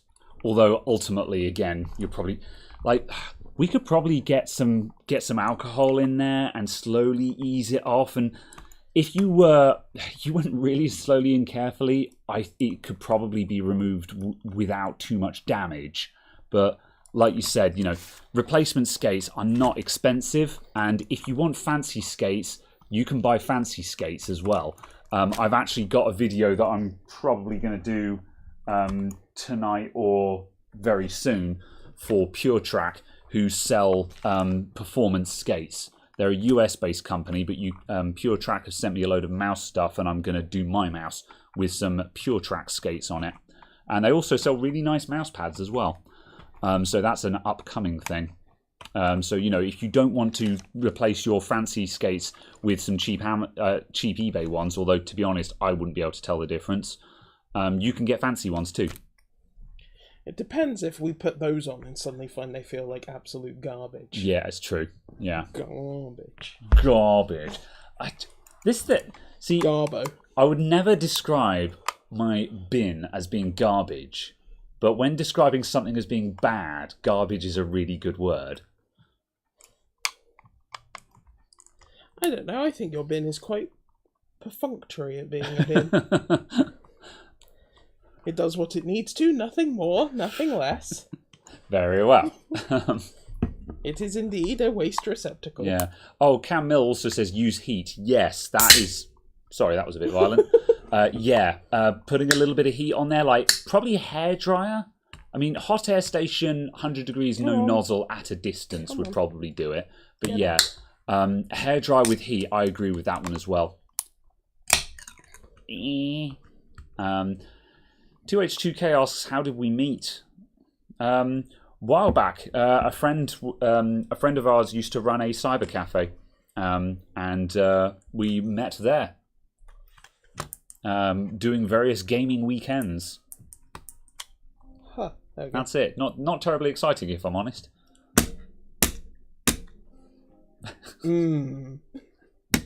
Like that one GIF where the guy's emptying his keyboard and just the cat falls out as well. You know.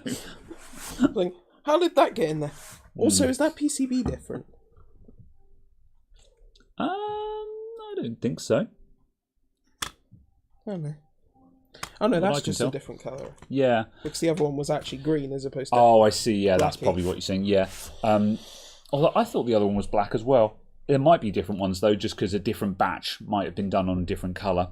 Yeah. And that's a modular sensor, so that would have been made. That just would have been a commodity item that they're using there. So yeah, hot air 100C close up works. Oh yeah, fair enough. Yeah.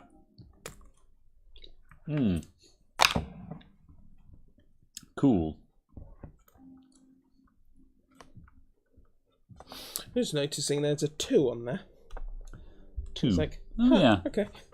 Also, are those Logitech brand? What? The switches? Yeah. No, that very much says Omron. Oh, okay, never mind. For a moment, I thought it had Logitech across the top. I just thought I saw that in the line. I'm like, did they roll their own? But yeah, because that's the thing. Logitech are big enough that it wouldn't surprise me if they would just do their own brand switches.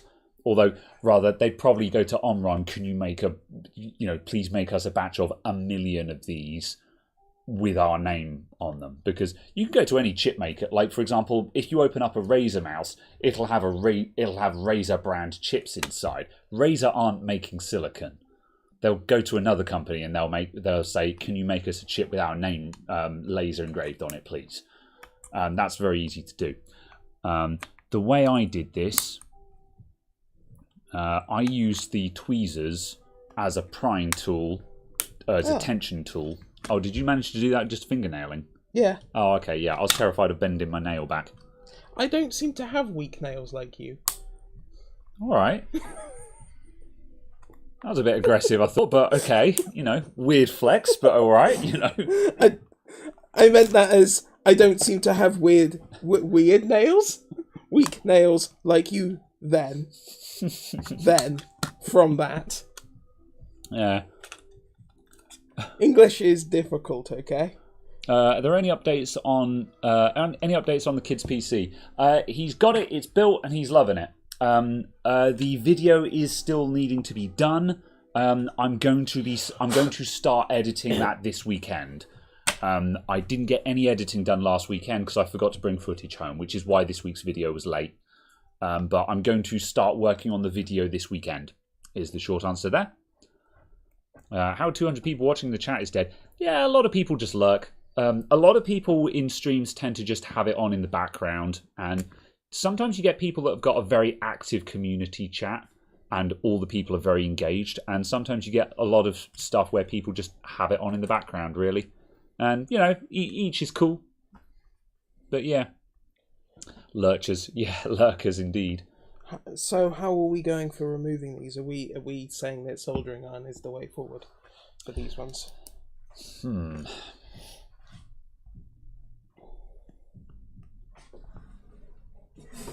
I don't know, if I'm honest. I think it's possible to walk it. I've always walked them out in the past. I think for the tactile switches, is it possible to cut them before you solder? Oh, we want to try and preserve these, don't we? Well, not that one because that one's dead. Okay, yeah. It depends how talented you're feeling, basically. I think we should try and walk it out. Where did I put the thing? I'm going to quickly vice this. I'm going to vice this up in such a way as how I would do it, and then go try this, basically. Oh man, this is very difficult to vice this up, because if I put it right in the vice in a useful sense, I think it's squashing the other buttons.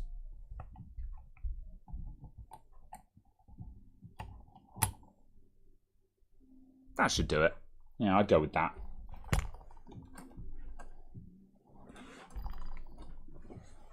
Not gonna lie, I don't like your camera position to table leg positioning. Oh right, yeah. Move around, move to where you're comfortable, and we'll move the camera. Well, yes, but the Yep. way you've set yourself up, I was just like, Yeah. This does not work for me. Yeah, that's fair. That's fair. Yes. Okay, right. So iron is on. So what I would do first is reflow the joins, and then basically what you want to do is I'm going to get a better pair of. I'm going to get the other pliers that have actually got some edges on them that bite a bit better.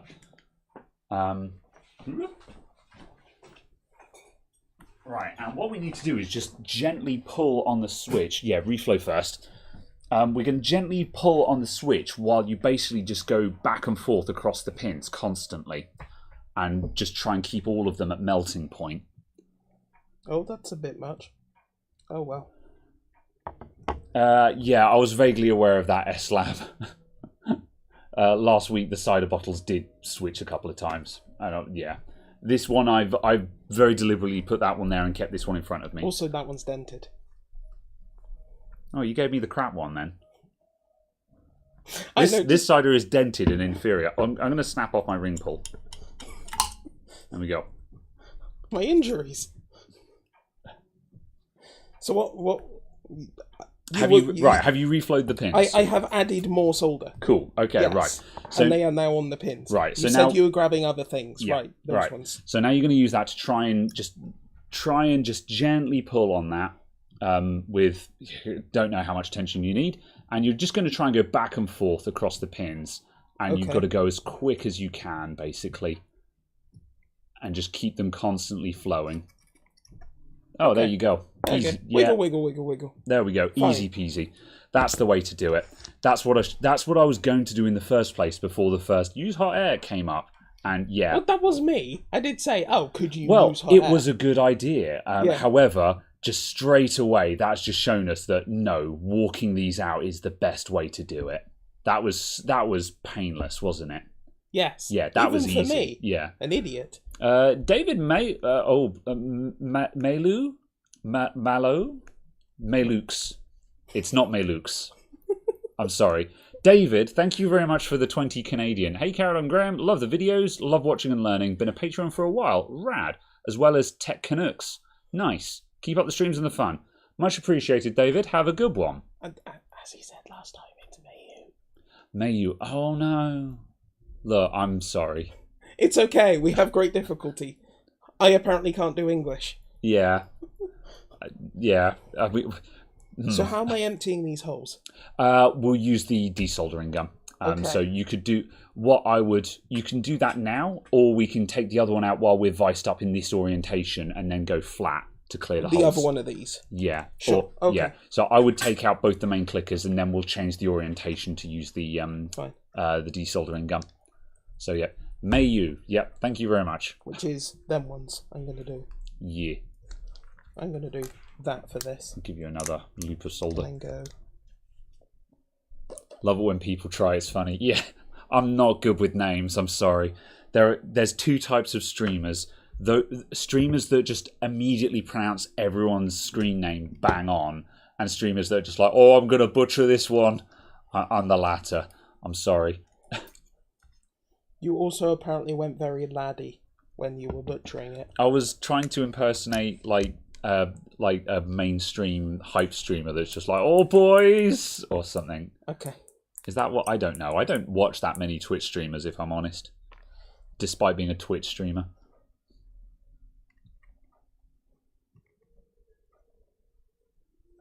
So yeah, you just don't clear the holes, put the switch where it's meant to go and heat up the pins. Well, that was shockingly painless. I would agree with that. It is possible to put in a new switch with the same thing in reverse. However, if you can clear the holes, it makes it really easy. That's the thing. And if I didn't have a desoldering gun, I probably wouldn't bother. But because we have the desoldering gun, we can do this really easily. I'm literally just going to try. Oh yeah, do it. Yeah. And see how approximately horrifying this is. I'm not even in the holes. Let's try that again. There we go. Right. Nope. Yeah, no. Yeah. I feel like you'd need to clear one of them a little bit. Adding more solder might help. Because Oh, there we go. No, I was literally physically not aligned. Yeah. And then when I went from that side to that side, I was moving. Because what you need to do, you need to start getting heat into the legs themselves. So the legs are holding on to the heat, and then they stay hot as you move back between the legs. That's the actual strategy. So go. yeah. Haha! Yeah, there we go. That's working. Did it! So I am pro. The other problem, the other thing that can happen here, which actually hasn't, is if you'd gone in wonky, you'd basically have no hope of straightening it at all. Absolutely. But in this instance, it's actually gone in dead straight. So I did it. No problems at all. So did it. MLG Pro. Yeah. Let's clear the holes on the other one. Yeah. So I can do both. Yeah, that seems like a good idea. Fuck. Yeah, that happens to me as well. You know what you were saying about yours coming loose? Mine does as well. Did it make you jump? It was more the fact that the iron just kind of stopped. And I was just like, Yeah. The power cable fell out the back of the iron because it's a 90-degree connector, so your wrist slowly pulls it out. It did me a surprise. Yeah. There you go. Yeah, right, so how do I... Right, so I would now switch this to horizontal. So I'd open the vise all the way up. So yeah, and yeah, we are going faster this time. I was going very slowly because I was trying different things, whereas I think we kind of the advantage of we've done it once.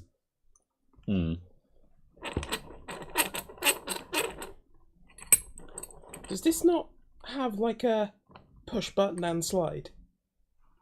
No. Really? Oh. But it also cost about £5. Oh. So yeah. Then again, the only one I've ever used was also like this big. Yeah. And mounted on the side. At some point, yeah, I want to get some kind of board. I need to have a look around to see what options. That should be up to heat. Yeah, the red light on it will be on if it's heating. Right. Oh, okay. There is no power button on this. No. There is just temperature control. Yeah. So I just left it plugged in. We're only running at like sort of 380 or so on it, so it's okay to leave it plugged in for a bit. If we were doing heavy stuff and I was running it at 400 or above, I'd be a bit more worried about leaving it turned on. Yeah. So the tip of it is a soldering iron. Okay. So am I literally just going to go? Pretty much. But what I do, I tend to add in a bit of extra solder so you get the. I use the tip as a soldering iron to add in a bit of extra solder, so you've actually got the thermal contact there, and then when it's all flowing and you've got it all nice and liquid, then you pull the trigger to suck the whole lot up. That's my methodology. Because if you just try and go in dry, there won't be enough surface contact to actually melt the join, and nothing will happen. So actually, I want effectively a little blob on top. Yeah, pretty much. You actually add a bit, and then you pull it all out. Right. Fine. Oh yeah, I'll let you do it. If I'm micromanaging too much, then push me away, because when I'm teaching someone hands-on, I micromanage horribly. And then you may wish to.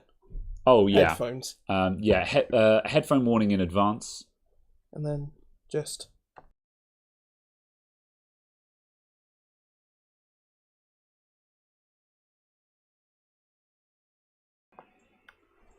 Not getting anywhere? Or are you not pulling really. anything up? No. Do I? Headphone warning.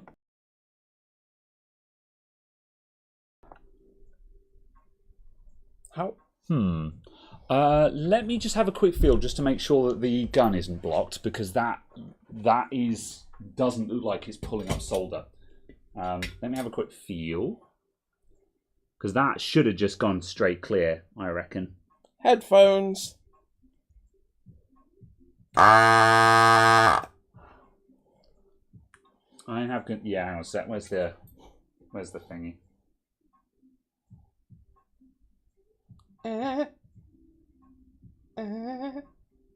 Yeah, the gun's blocked.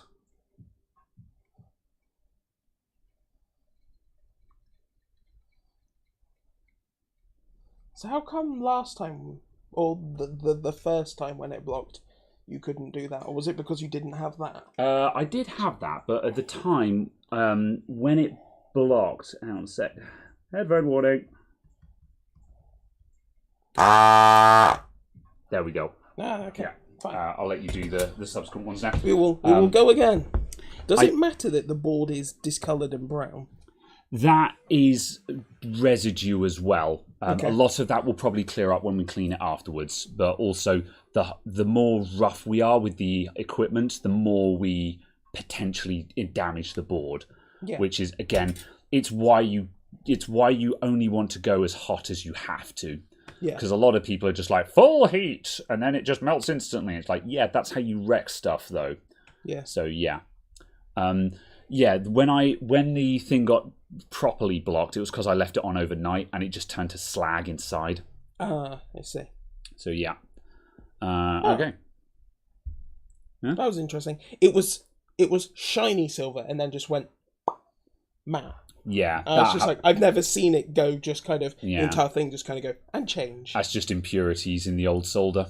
Yeah. And just before we go, Antonio Lambranca, I'm going to go Lambranca. Okay. I'm going to say it phonetically. Thank you very much for the £5. Excited for next Tuesday. You're getting your first ever GPU and monitor, 6600 and a 27-inch high refresh 1080p. That's a good combo. Need a steering wheel and VRRUs. What are the VRRUs? I don't know what those are. But yeah, if you're going for a race setup, that sounds like it's going to be ace. Variable rate. Pedals? Under steer. I don't know. Either way, that looks cool. Variable refresh rate. VR racing. Virtual reality Units? Racing unit? I don't know. I don't know. I'm guessing it's part of a race setup. That sounds cool, though. Thank you very much, and enjoy it. I was looking at Phanex Wheels. I was just like, oh yeah, I'm really enjoying F1 2021. Yeah. Let's step up and get a wheel. Yeah. Oh yeah, let's get a Phanex or Phantex one because they're apparently the really good ones. I was just like, oh yeah, and the high torque motor, that's nice. Yeah. Oh yeah, your car is now £9,000. Oh. Ooh, yeah. Never mind, I'm not buying that. This is the thing, yeah. Like, man, the top end stuff is big money. And yeah, it's what puts, like, I kind of want a wheel, and I would play, I don't play that many racing games, but I'd probably play more if I had a wheel. Yeah. But I need the a really new good racing stuff game. the really good stuff is mega money though. Yeah. But yeah. I need another racing game. Mm. But all of them feel a bit crappy by comparison now. And I'm just like, oh dear. Yeah.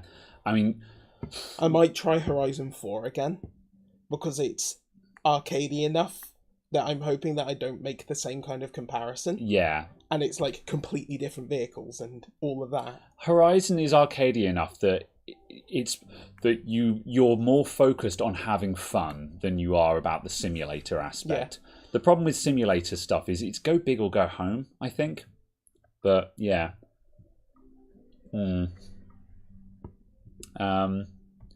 But yes.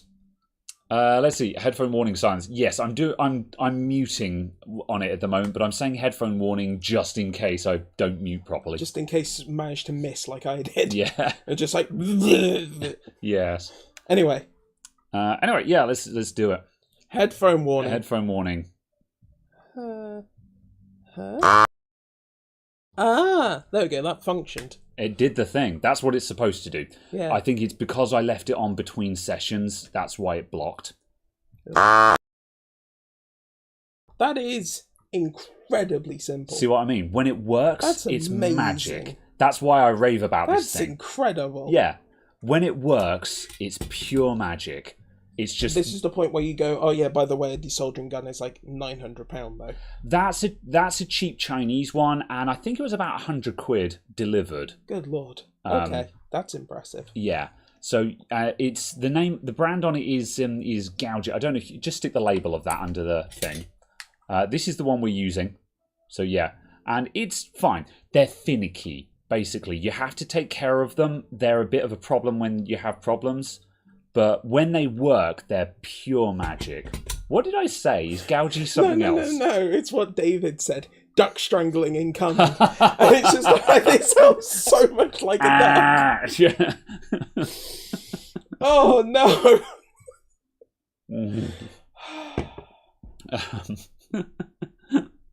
Let's boy. see. What? Reggie.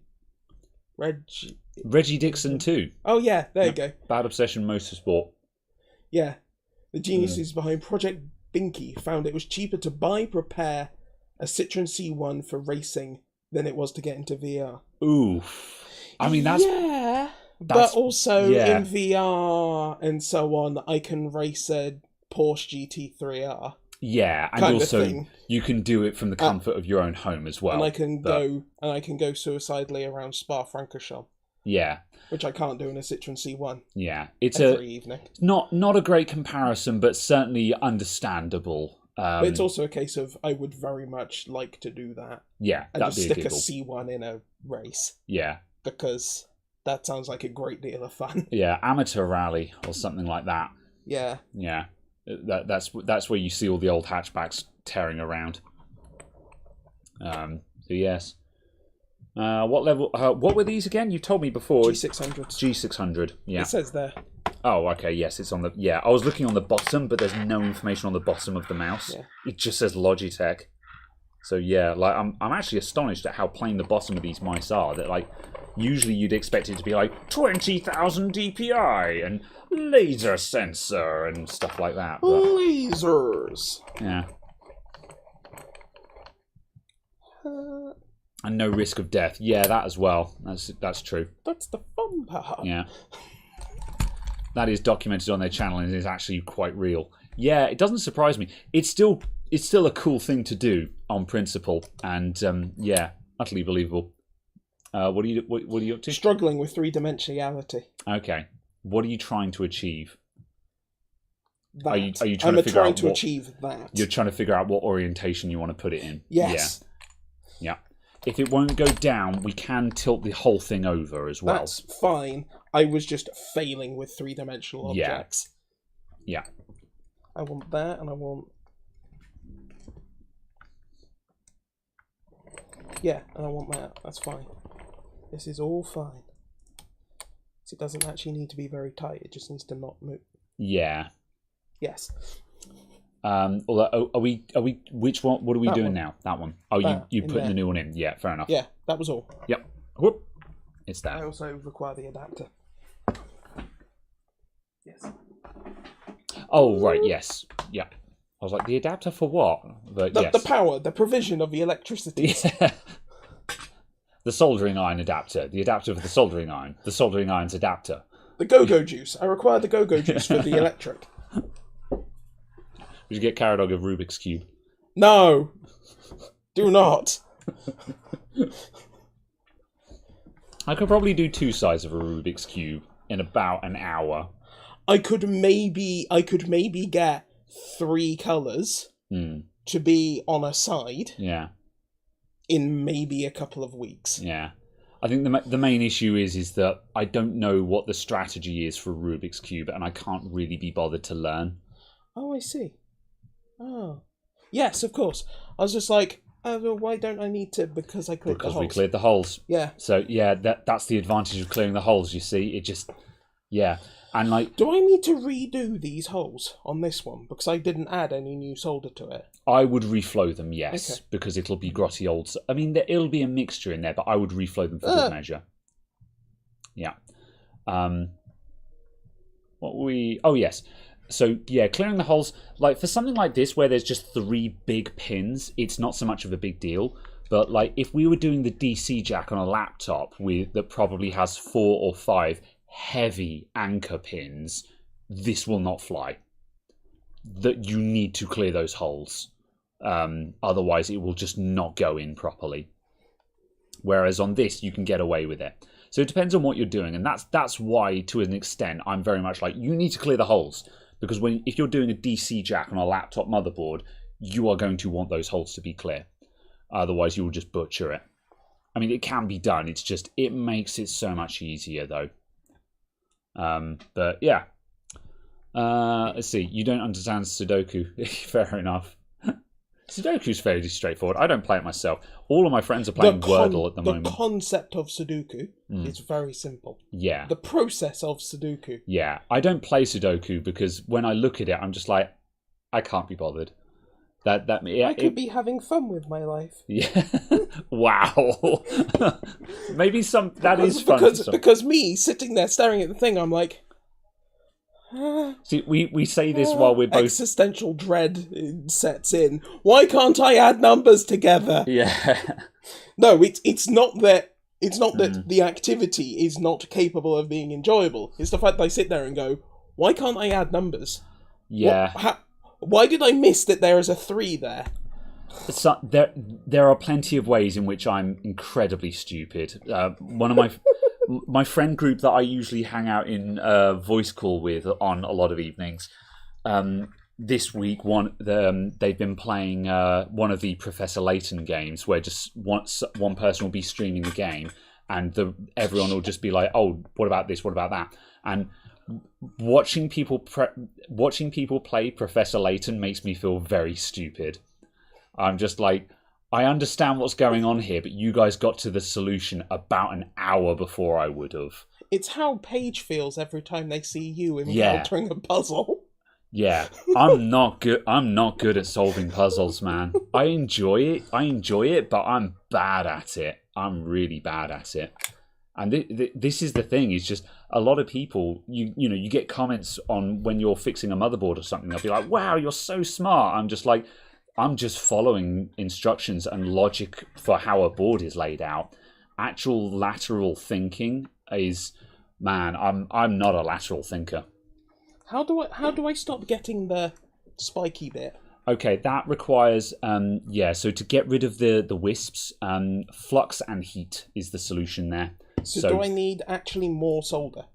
You could add in a bit more solder, that might help, or just putting a little bit of flux on there and reflowing the join may also get rid of the wisp. So do I need to swap the board's orientation? That would probably make it easier. So yeah, I would probably go horizontal if you want to touch all those up and get rid of that. Is it possible for me to cheat and just go with this? That's certainly how I describe what it's doing at the moment. Is just going, there you go. Yeah, you could go for that. Yeah, kind of. Yeah, that's probably good enough. And then tighten again. I'll wait for you to position and then I'll orient the camera again. Okay. Oh god, where was I? Oh, I was doing that one. So what, literally just go? Yeah, just squeeze a little bit out there. Oh, actually, that just put us out of focus again.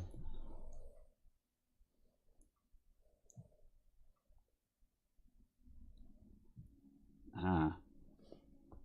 I see you're opting for the picopole of flux approach. That's fine, by the way. I just wanted to make a pole of flux joke. Okay. Going for a pole of flux would just be to go across the top of it, which is what all the YouTubers do. So just that? Have I done this correctly? Yeah, basically. Has it gotten rid of the wisp? Because it feels like I've also just removed all the solder. Ah, it looks good from here. Some of the solder will come off, but yeah. So just, Did they actually flow then? That one definitely did. That now it did, yeah. There we go. That's good, yeah. Those look like good then joints the bottom now. one is not right. Because I did not do that on the bottom one, and I can see no solder around the little bottom bit of it. You want the solder to visually go molten. Yeah, no, it was the top of the leg was, but the actual pad at the bottom wasn't. That would have been a dry joint, yeah. Because what I tend to do, you want the whole area to go molten, and you want to hold it molten for like a second or two. Just so it's had time for the heat to transmit into the pins and the pads and adhere. Cool. If you go molten for only a split second, it probably won't actually join onto anything. So if you I need to leave it on there for longer. Yeah, what you did there was perfectly fine. Yeah, but as a generalization, slightly longer. That's right. Your first attempt didn't work because you were in and out too quickly. Yeah. So that's fine. So these buttons. These ones. Yeah. That one is dead. Yeah. And needs to be binned. Yeah. So these are the tricky guys. So can we cut them when it's flat on the board? I think we can. So you could just try cutting the legs. I would take the board out. And make use of the dexterity of my hands. And for the moment, you can try and put it on camera, but this might be tricky. Just see how that goes, and then we'll just see if you can just single pin desolder it. It sounds like someone made a lo-fi remix of the Minecraft soundtrack.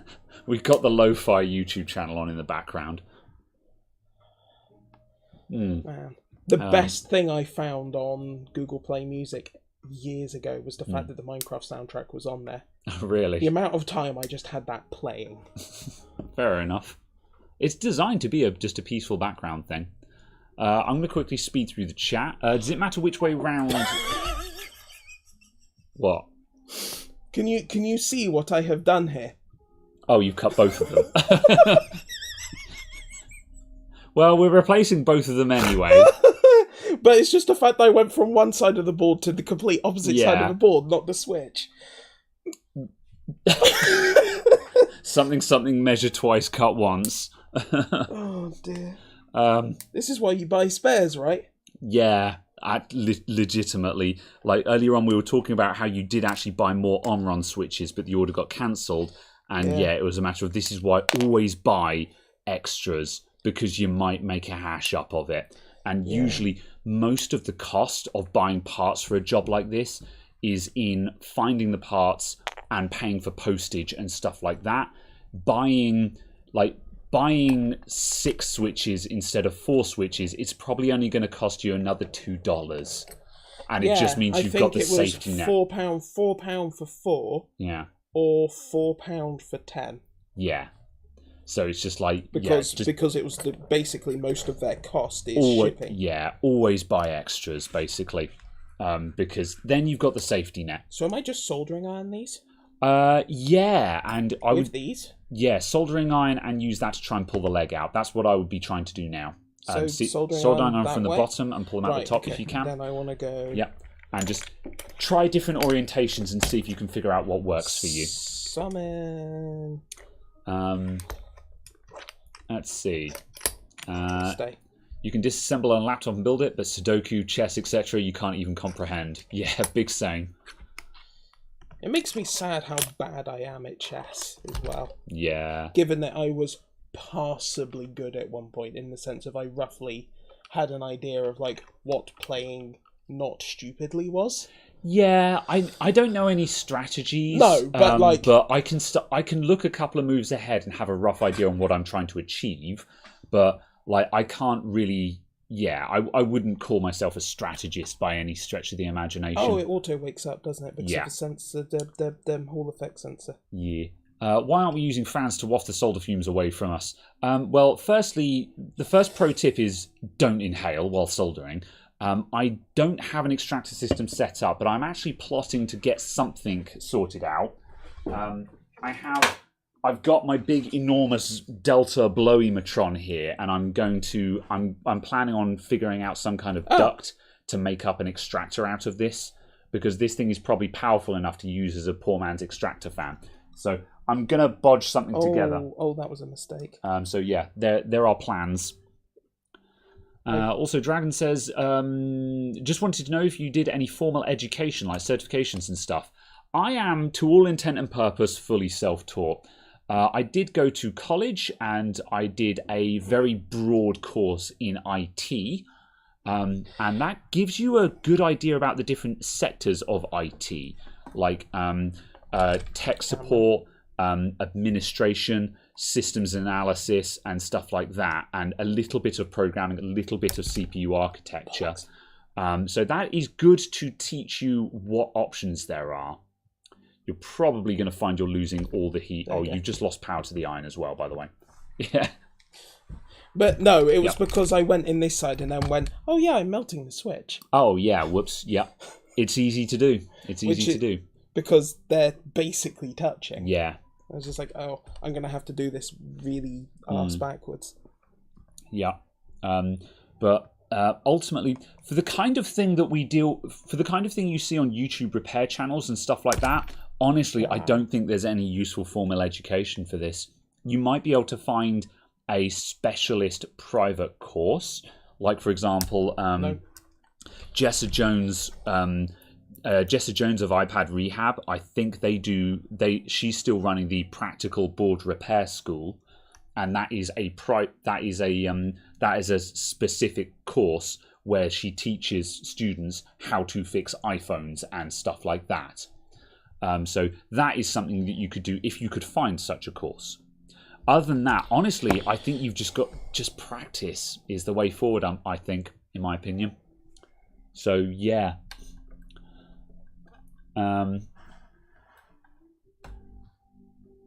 Keeping things on focus. Also, why is it you're in standby. Press the plus. Yeah. There we go. I don't think you started heating after you plugged it back in again, so you just had residual heat. That's why I was touching stuff and nothing was happening. Yeah. Yeah. Have I bought any GPUs with new prices? Actually, no.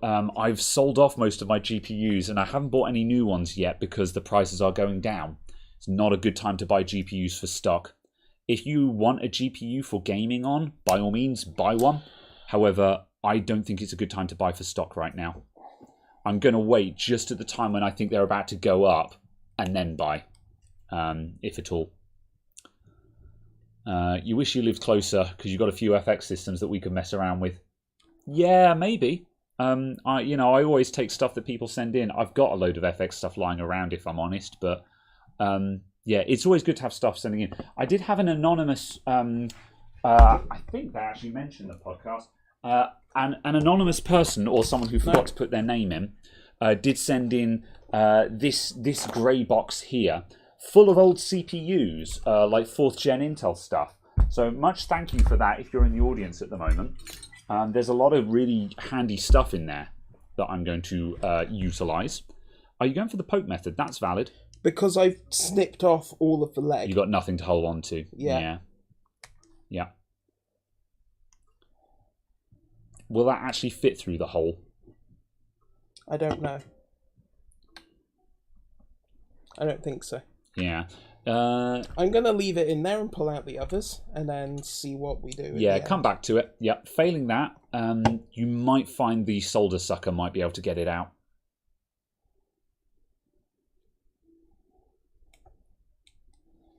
I am having a bad time with these ones now. You could try adding some fresh solder there. That will help the heat. That will help you apply the heat better.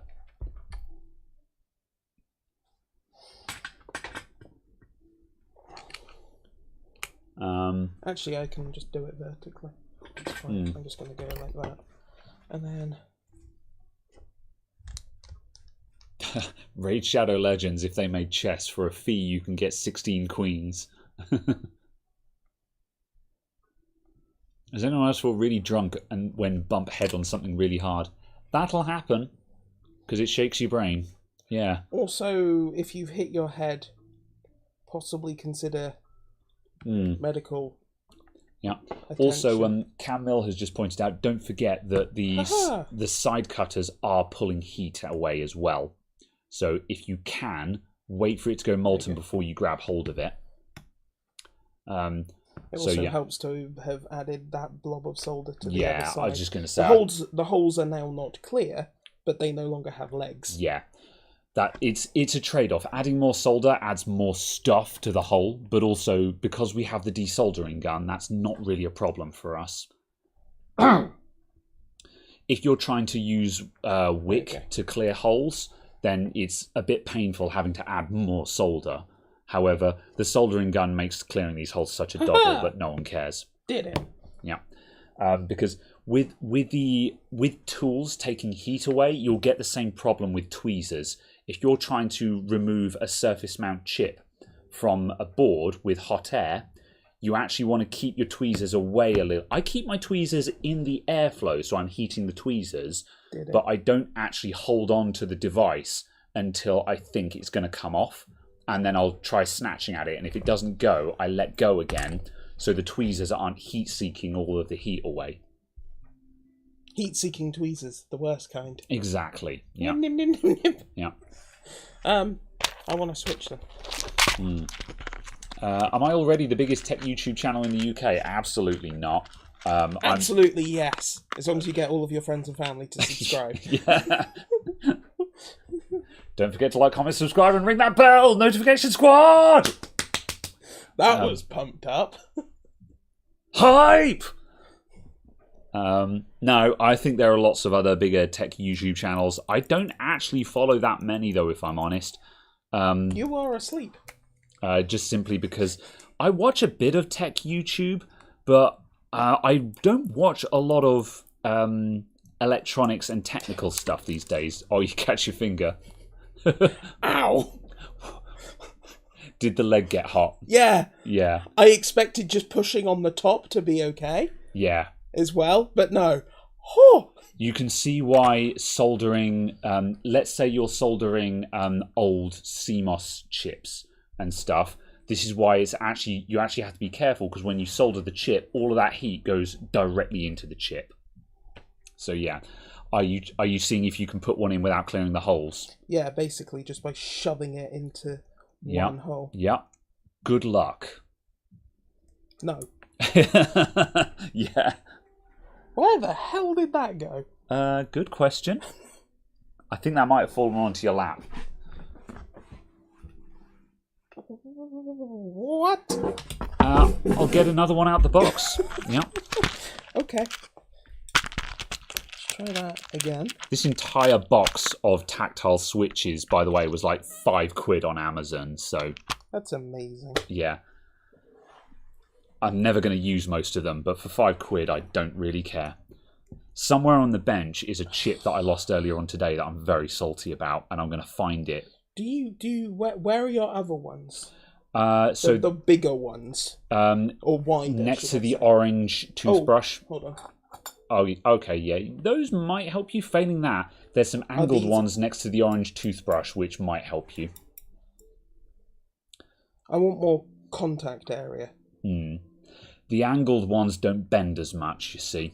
Those ones you might find a bit slippy. You can try it, though.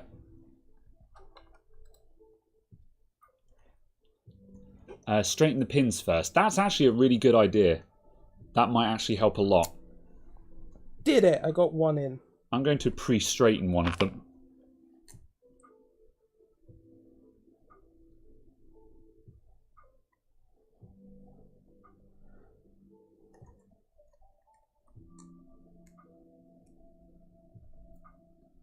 There we go. I've pre-straightened the legs on one. Don't think that's a viable method. Yeah. Are you committed or are you aborting? I am Yeah. moving. Try one more time with the straightened ones. Yeah. And just see if that works. I also think I need to Since we're doing science. do this. Let's see. That didn't do what I expected. Let's try that again. Yeah. Big Clive. I haven't watched a lot of Big Clive recently, but I watched some Big Clive yesterday, and I always enjoy Big Clive. I think he's very good at... I think Big Clive is very good at being really chill and... Considering he does everything on the fly with zero editing, it always astonishes me how he manages to stay on topic and keep his video length down. Man, if I were trying to do Big Clive stuff, all of my videos would be like an hour and a half long. He's very good at staying to the point. I think his skill at making videos in his specific style is very understated. Yeah, and he's very good at explaining, yeah.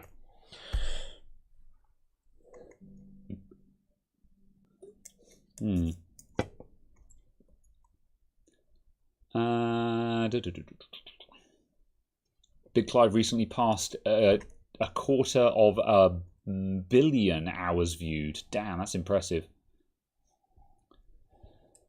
Big Clive is originally Edinburgh, I think, but he lives on the Isle of Man. You found the UK tech channel Learn Electronics Repair. Oh yeah, I think I've heard of that one. Yeah. Yeah. I think it's time to clear the holes, if I'm honest. I'm doing once more. Yeah, fair enough, fair enough.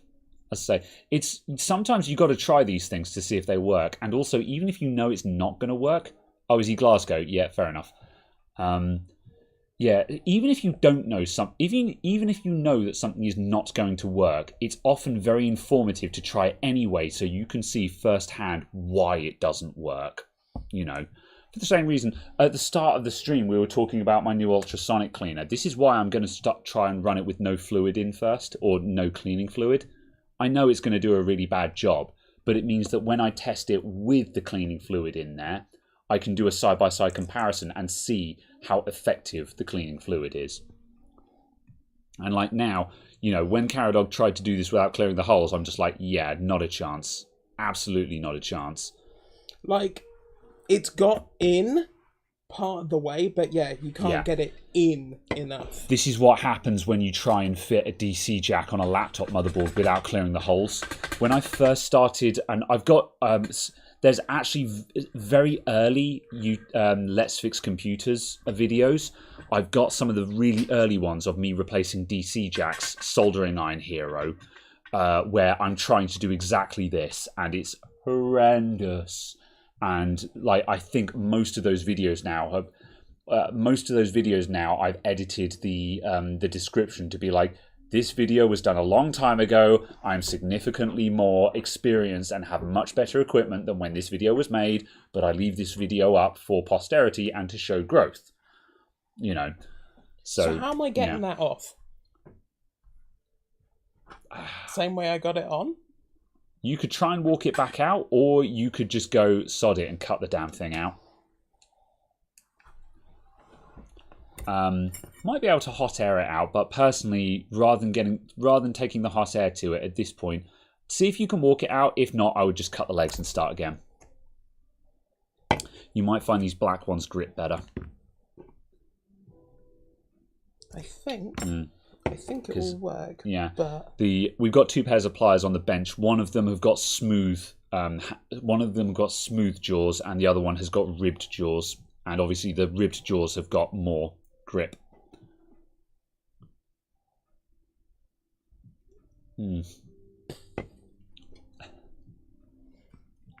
So I was very tempted to just blow them, but I was just like, if I blow now, I'm just going to go in a very unhygienic way. There we go. Ah! Did it.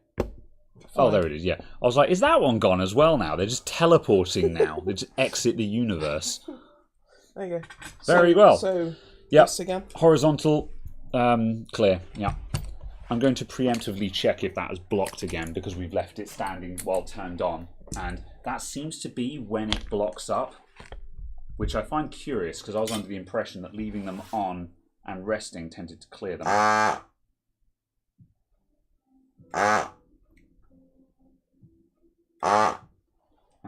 Where's the... Yeah, it's up. Now I can check the cleaning rod. Stuff it in there. It didn't feel great, but that might have just been me shoving a very cold cleaning rod. Shove that right up its spout. There we go. Sorry. Hold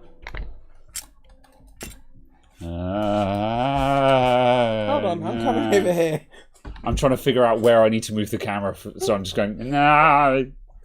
I want about there. See what I mean? Duck! You would not imagine the number of times I've made myself jump putting that thing on the stand, just going, oh, with it. It's a terrible stand. No, I've not been drinking from yours. I snapped the thing off of mine.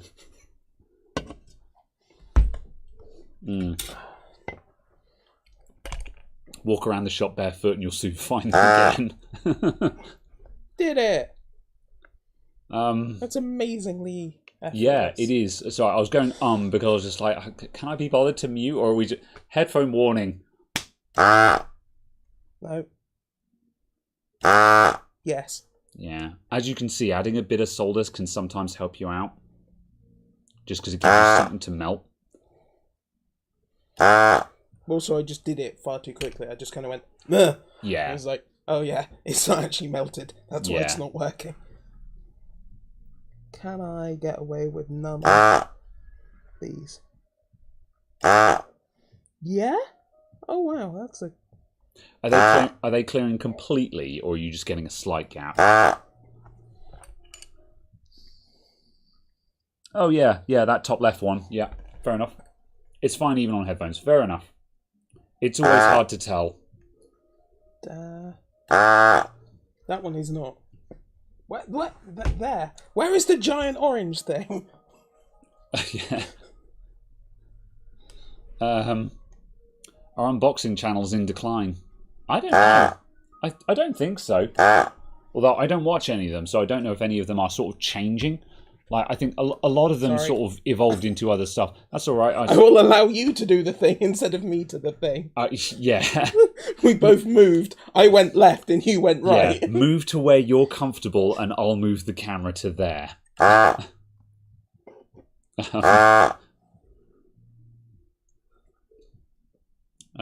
were we? Yeah. Yeah.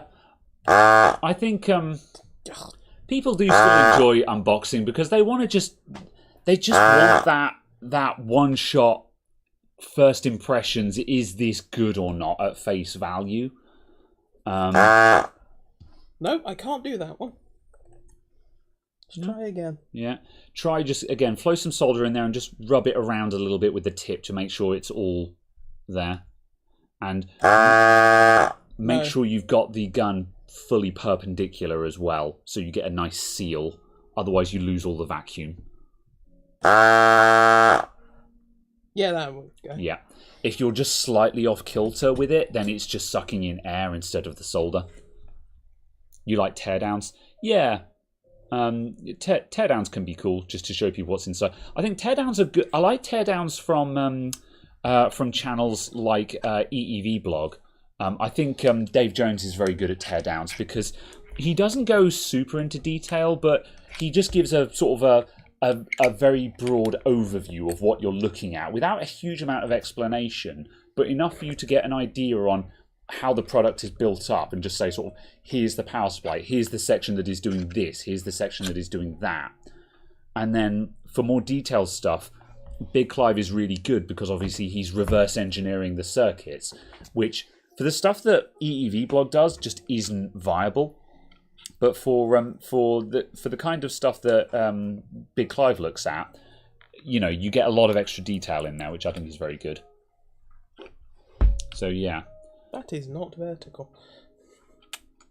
I thought I positioned this vertical. I was just like, yeah. That is not vertical. That is nowhere close to vertical. You sometimes blow through a straw to clear holes.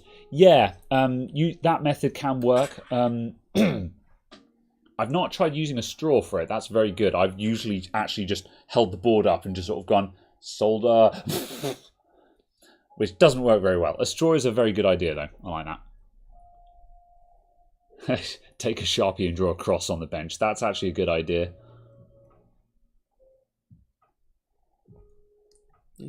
In the earlier days of in the very early days of the channel, when I was filming on an iPhone 4S, I actually had black tape marking out the view of the camera, so I could make sure that I positioned the camera more or less in exactly the same place every time. But yeah. Also handy just to make sure that I knew just when I was off shot. Give me your solder. There you go.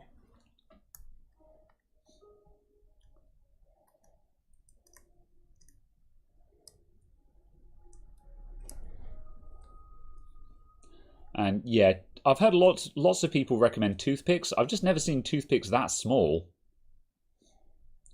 However, several people have told me that in these chats before, so I can fully believe it. Right. I am uncertain as to what's gone wrong with that hole. The leg's not. Yeah, I was going to say, bent. firstly, you should be able to put the switch all the way in before you put any solder there. If you can't, the hole is not clear enough. No, the leg is just very bent. Okay, yeah.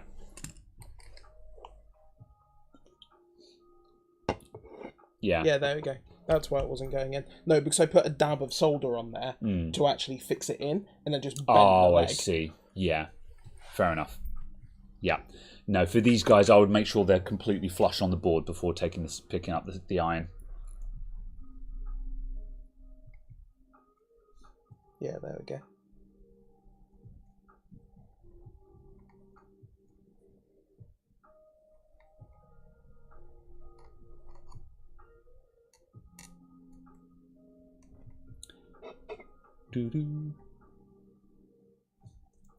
Flow solder, tap on bench.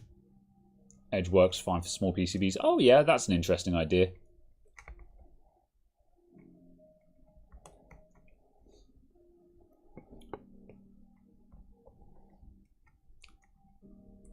Are you winning, son? Kind of. Yeah. I'm just failing with angles. You are doing this the hardest possible way. Yeah. But yeah, Because I added a dab of solder and then bent the leg. Yeah, you have put this one into hard mode.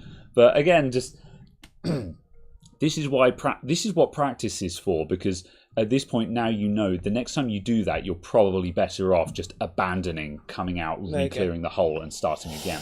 There you go. Yeah, nice. That is now flush. So yep. Groovy. I'm going to pre-straighten the legs on the second one. Yeah. Oh wow. The holes take a lot of solder.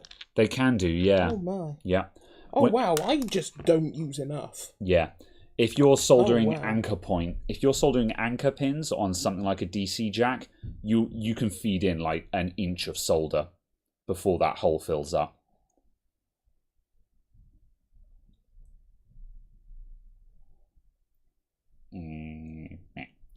I've done another pre-straightened one for the second hole. Yeah, there's too much on the top one, but too much is a good problem to have. You can easily pull that back. Yeah. Is it possible to get clear holes without a desoldering gun? Well, as per the methods that people have been saying here, using a wooden toothpick, or using a straw, so you can melt the solder. So you can melt the solder and then blow through the straw to blow the solder clear. Or solder wick is the other very common method. Solder wick doesn't work very well on small holes. It'd probably work on these just about. But yeah, solder wick is hard mode for clearing holes, in my opinion. I genuinely feel like I want to take this and gaffer tape it onto here at this point. This is why I do actually need a different thing. I want to get a nice silicon cable, but I need to find a nice silicon cable for it. Also, if I was setting this up, I'd very much have power coming in from that side of the bench. Yeah, I'm just going to make sure you're... Yeah. Yeah. There we go. Just make sure things aren't snagging and making your life harder than it needs to be. So yes. So this, in theory, should just go straight in. Yeah. Oh yeah, like that. See, it's easy. Yeah, there you go. What do you know?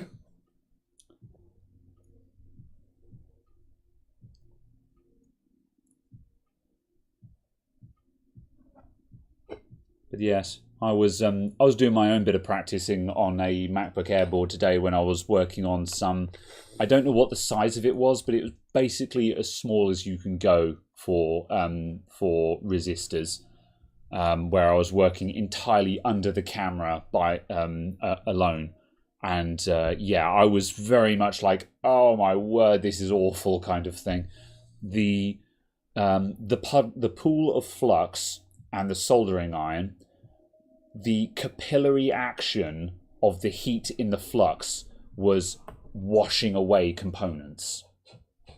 Just the capillary action of the flux, it was nuts. It was absolutely crazy. There we go. There we go. Great success. That'll do. That'll do, Donkey. It will in no way ever be classified as something that is the neatest that people have seen. However, it is functional. Yeah. Let's have a look.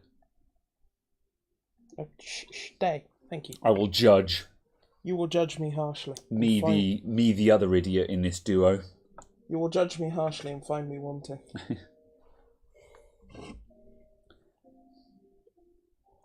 Yeah, I think that's all right. There's a little wisp on that one, and I'm just literally going to grab the side cutters and just go meh with that. Which you're not supposed to do because you can fracture the joint, but fight me in the comments. Yeah. So Find me outside Tesco. yeah, 1v1 me at the sun. Yeah, so if you spritz some alcohol onto that and brush it down with a toothbrush, and you'll find that looks remarkably cleaner. And I would use a bit less alcohol than I did, because I don't think getting alcohol into the new switches is such a good idea. It's not going to kill them dead, but they probably don't appreciate it. Brush, brush, brush, brush, brush, brush, brush, brush, brush, brush, brush. You fix lots of things every day. Sometimes some of them work. Yeah, I know the feel. Did I get the stretch tape for the panels? Not yet. I've had lots of suggestions. The most promising one I pinned at the top was some 3M stuff, which from a video looks great. However, Floor Lamp actually bought some and tested it, and he didn't like it. He reckoned it was no good.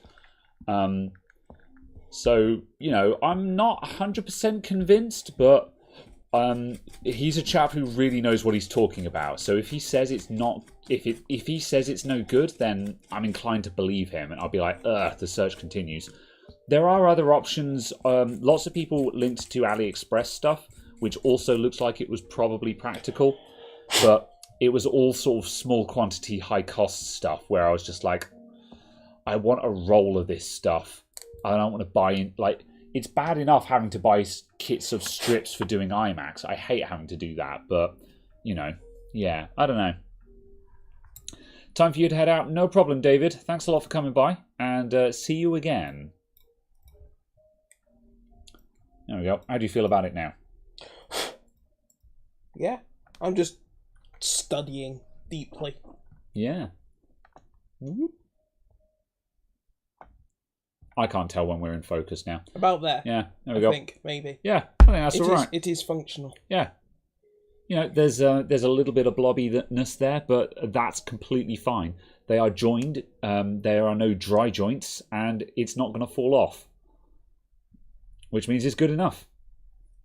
It'll certainly work. Yes. Cool. Indeed. Cool. Right. Bottom. Reassembly then. Move that out of the way. And I shall pull the focus back. Whoop.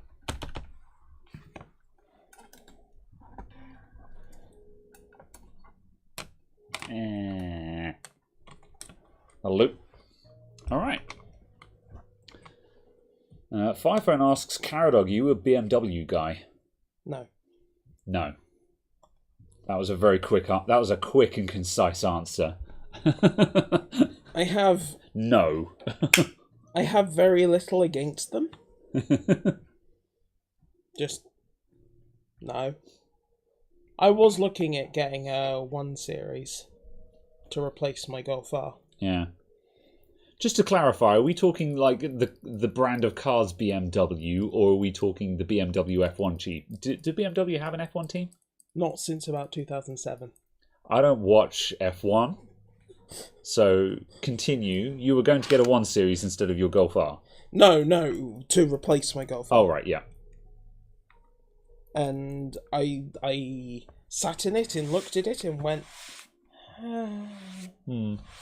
It felt like I was paying another 10 grand or so to get a car that was worse. This is the problem. Golfs are a really hard act to follow, aren't they? And I was just like... and it's petrol. Yeah. And I was just like, now I'm just going to buy a Model 3. Yeah.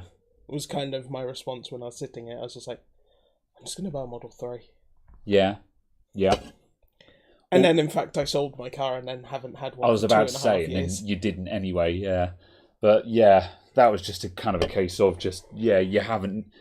It's been easier just to use other available cars, hasn't it? Crazy Year says, "What Subaru do I own? I have a 1996 Legacy RS, which is the Japanese import twin turbo. It's originally, just for reference, just because a lot of people probably don't know much about the Legacies because they're kind of obscure. That was the 280 brake horsepower model. So in its day, it was a super saloon. These days, it's still rapid. by modern standards, but a lot of hot hatchbacks will go up to sort of 250 to 300 brake horsepower and, similar power to weight ratios. So it's okay by modern standards. The main issue I'm fighting these days is just it's a 25-year-old car, which is the battle I'm fighting with it today. But yeah, I still enjoy it. On a good day, it's a pleasure to drive, in its own way anyway. I was going to say Caradog would disagree, but yeah, on a good day, it's a pleasure to drive. On a good day, it doesn't sound like it's trying to drown you. It sounds like trash when it's cold. When it's actually warmed up and running, it sounds fantastic. And like when it's clean, and I've gone to Tesco or something like that, and it's in the car park, people look at it. It turns heads because people look at it and they go, "What's that?" Because it's this big, huge, sweeping saloon with, and it feels good to walk up to the shiny white saloon with the Subaru badge on it, But also when it's been left, because I don't drive it daily, I walk to work. Most of the time, it's sat undriven for a week or so at a time, and it's got moss growing on the side of it where it hasn't been cleaned in a while, and on the shaded side it's going green, So it doesn't get the attention that it deserves under my ownership, which makes me sad. But yeah, on a good day it's great. Don't forget the mouse wheel.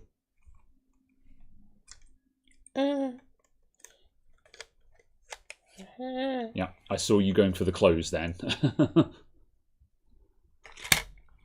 Subi Bros, you used to be one. Yeah. Is it an old timer already? Oh, absolutely. It's 96 reg. That's the thing. It's ancient. Yeah. Contrary to how I wish it were, the 90s were not last decade. The 90s were 22 years ago at best. And if you want to be like, the actual 90s, they were 25 years ago at best. 7 months ago, you couldn't get a new Golf. Waiting list was too long. Yeah. That was the case with a lot of cars when you were buying your Golf R, wasn't it? Quite a lot of cars that you were looking at. No, not when I was buying the Golf R, because obviously I was buying it in 2018. Yeah. The issue I had was I walked into a dealership and said, "I want to buy this," and their response was no. Oh yeah. So I went, "Fine, I'm walking across the road and buying your competitor's this." Yeah. And then did. That's still a wild story, because this was walked into a Ford garage, said, "Hi, can I test drive the RS because I want to buy one?" Yeah. And they were like, "No." I was just like, "Yeah, okay, I guess I'm buying the Golf R then." That's it. Bye. Yeah. Bought it. See, that blows my mind, because the thing is, it's just like, on an average day, I'm a pretty scruffy looking bloke, and I can kind of understand if I'd walked in, wanted to test drive a hot hatchback, and they'd been like, sort of, okay, well, can you put a deposit down? What's your history of cars and stuff like that? But you're a presentable person on an average day, and they just kind of assumed that you weren't serious, Yeah. Only car that made you grin like a Cheshire Cat was a Renault 5 GT Turbo. Oh yeah. I don't know my Renaults. It probably weighs about 17 grams. Yeah, I don't know my Renaults very well, but I know that if they start with a single numeral, yeah, if they start with a single numeral and have turbo in the name, it's one of the bonkers ones. So yeah. I know the first time I drove a Legacy twin turbo, it wowed me. Like, you get desensitized to the speed, which is the case with me now. If I drive my car at full chat, I'm just like, yeah, it's all right. Whereas I know the first time I drove a twin turbo Legacy that was running full fat 280 brake horsepower, when I put my foot down and it hit twin turbo mode, I was like, as I was driving it, kind of thing, because I'd never felt anything like that. The most power I'd had before then was 150 brake horsepower, in an estate. That was a 2.5 litre petrol, and then I went from a 2.5 litre petrol to a 2 litre twin turbo that weighed less. And yeah, when it hit boost, I gasped, and I was like, oh boy. But you get used to it. Yeah. Did you get that with the Golf? Because the Golf was your first seriously fast car, wasn't it? Not particularly. Wasn't it? No, it was. You just didn't get... Yeah. Yeah, because it didn't have the twin turbo lag. If that makes sense. It was a much more linear response. Because it had just all of the power from 0 RPM. Yeah.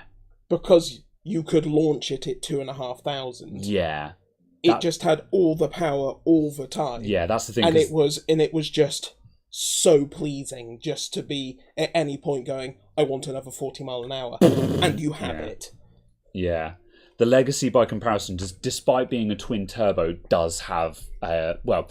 It's got a lot of low down boost because the primary turbo it's got two little dinky turbos, and up to 4,000 RPM you're running on one turbo, and then at 4,000 the secondary spools up as well.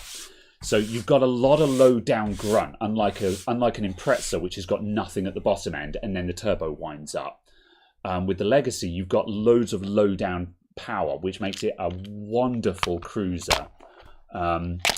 However, when the secondary kicks in, there's what's called the Valley of Death, where at 4,000 the power goes down because a load of exhaust gases get diverted to spooling up the secondary turbo. So there's a big sag in the power curve, and then it comes on boost again. And it goes up to the 280.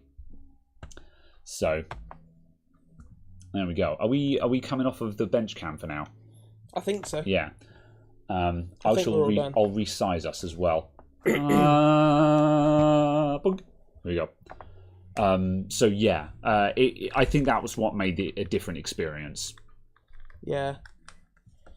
But yes. Rear seats replaced by 300 rack mount engine. Oh, it's one of those. Yeah. Fair enough. Yes. Yeah.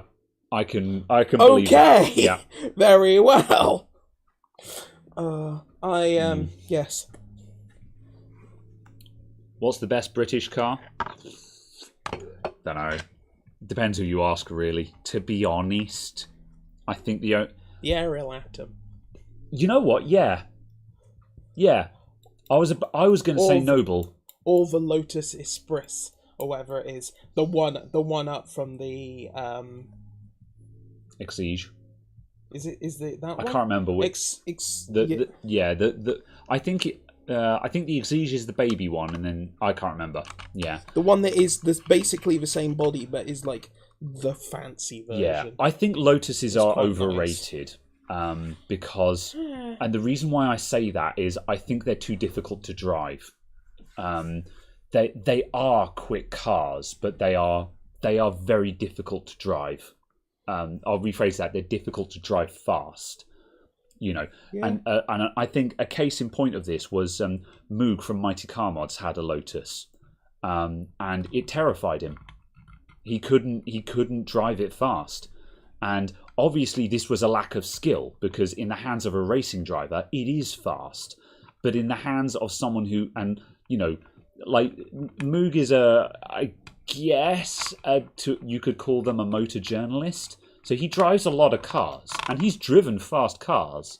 He's got a lot more experience than the average person at driving fast cars, and he couldn't hack it.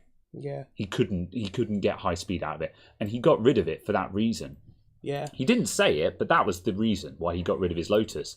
Is he couldn't hack it. Yeah, I mean that's the thing about like the Golf is just you go, I want speed now. That's right.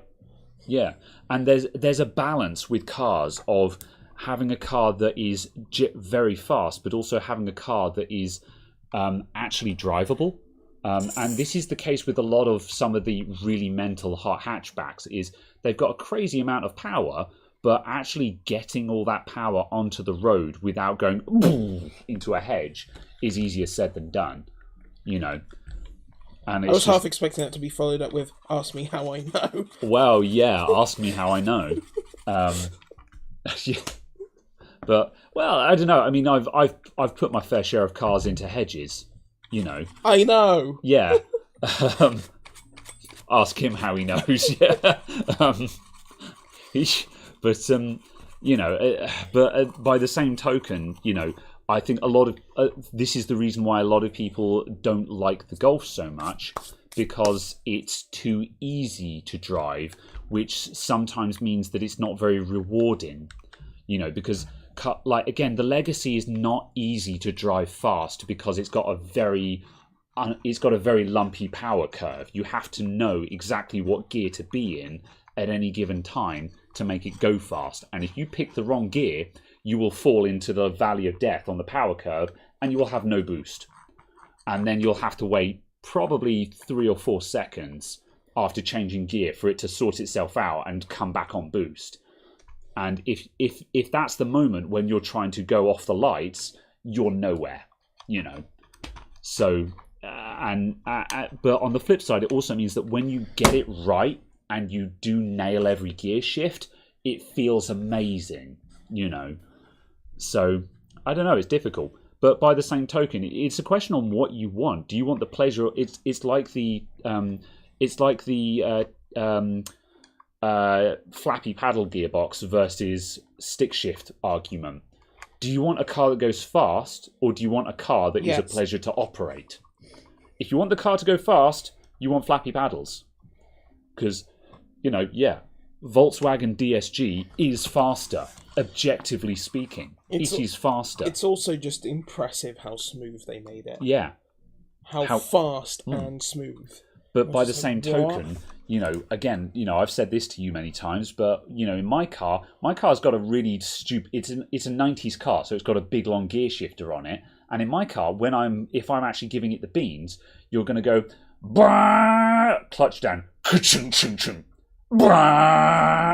And that's really slow, but it's also really fun just to have this enormous gear lever that you're going through the gears with, you know. So it depends what you want. Yeah, it's also I think part of the question as well is how confident you feel using the car to overtake someone. Yeah.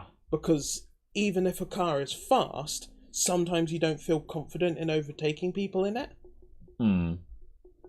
Yeah, that comes down to setup and the situation. Yeah. Oh yeah, absolutely. But it's just kind of a case of I've seen it where a car has been reasonably fast. Yeah. Certainly, you know, if you took the car back 30 years, it would be a ridiculously fast car. Yeah. But it doesn't feel fast. Yeah. It doesn't feel like you'd be confident in overtaking someone with it and stuff like that. Yeah. It's just very interesting, that difference, even though the actual performance numbers are very similar. Because of the change in feel, it changes how you drive.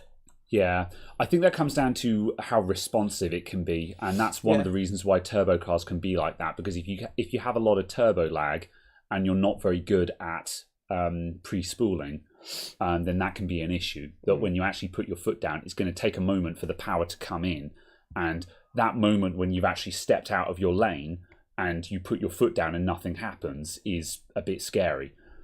Which is why you always build speed in lane. Yeah, you know, so you either need to back away so you can build speed in lane, or as I say, if you drive anyone who drives a 90s turbo car, anyone who drives a car that has turbo lag will, even if they don't have a name for it, will understand the concept of pre-spooling, where you're not accelerating, but you're just applying a bit of accelerator just to wind the turbo up beforehand. So when you actually stamp on the accelerator, the turbo is already spinning and comes on boost really quickly.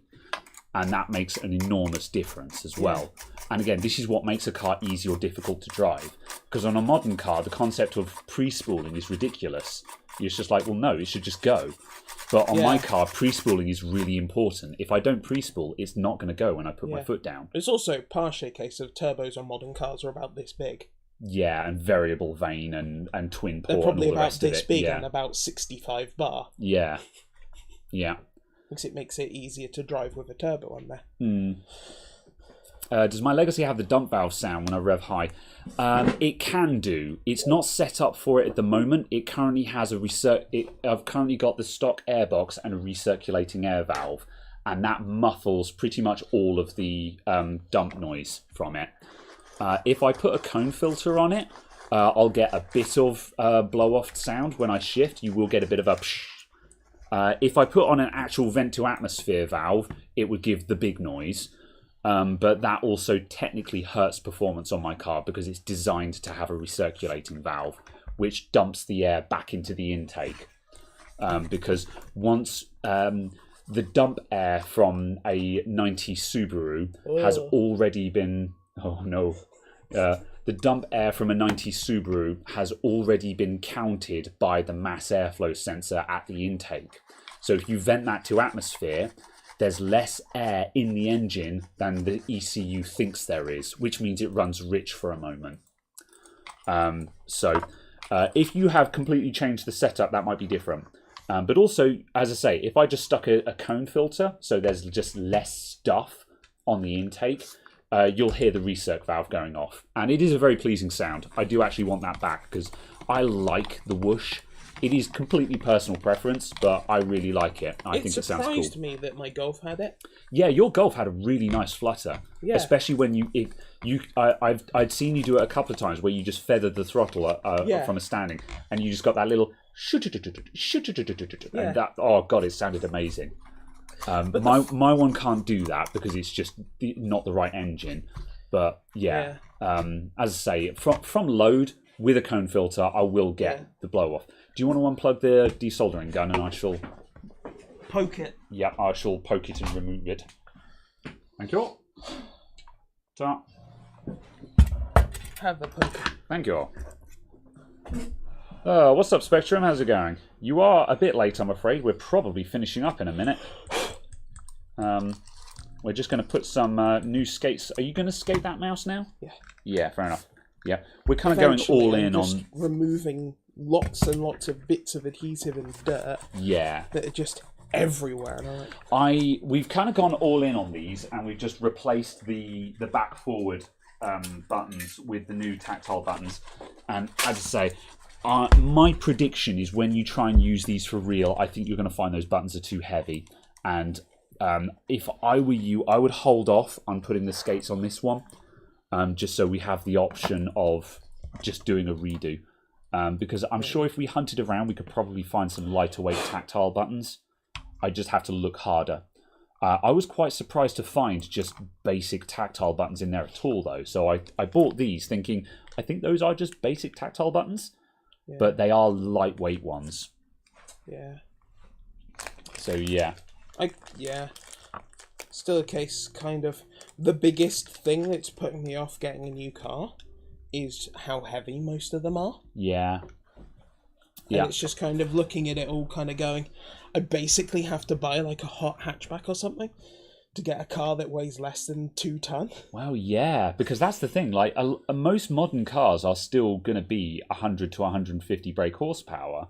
Yeah. But the problem is they weigh about 500 kilograms more than they used to in the 90s. So the power to weight ratio has actually gone down.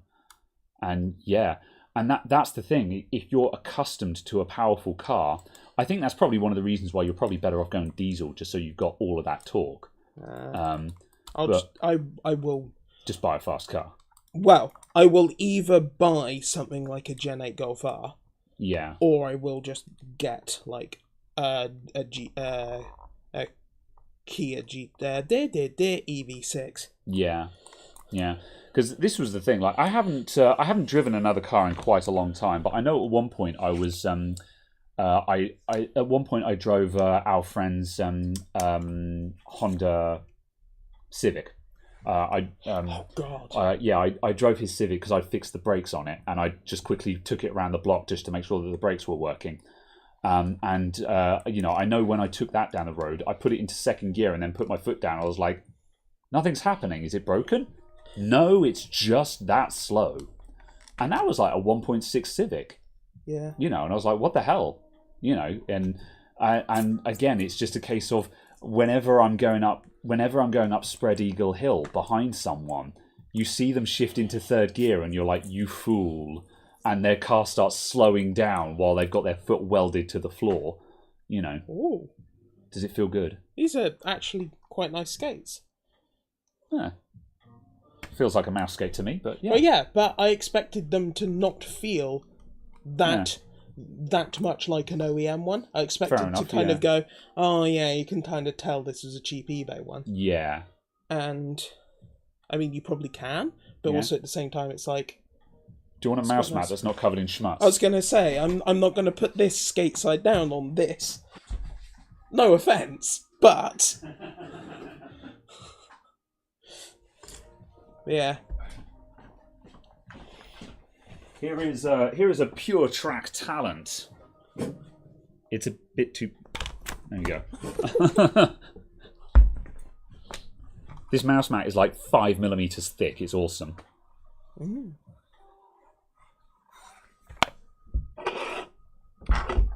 Oh, yeah. Huh.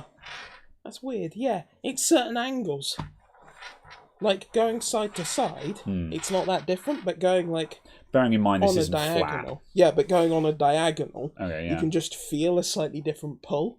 Interesting. And that's kind of the difference, I Is there think. any yeah, there is a grain to it. Yeah, no, this one has no skates. Yeah. But that's Oh, what I'm okay. saying. The difference between no skates and skates Yeah. was kind of Oh, I in see, a yeah. direction. Yeah.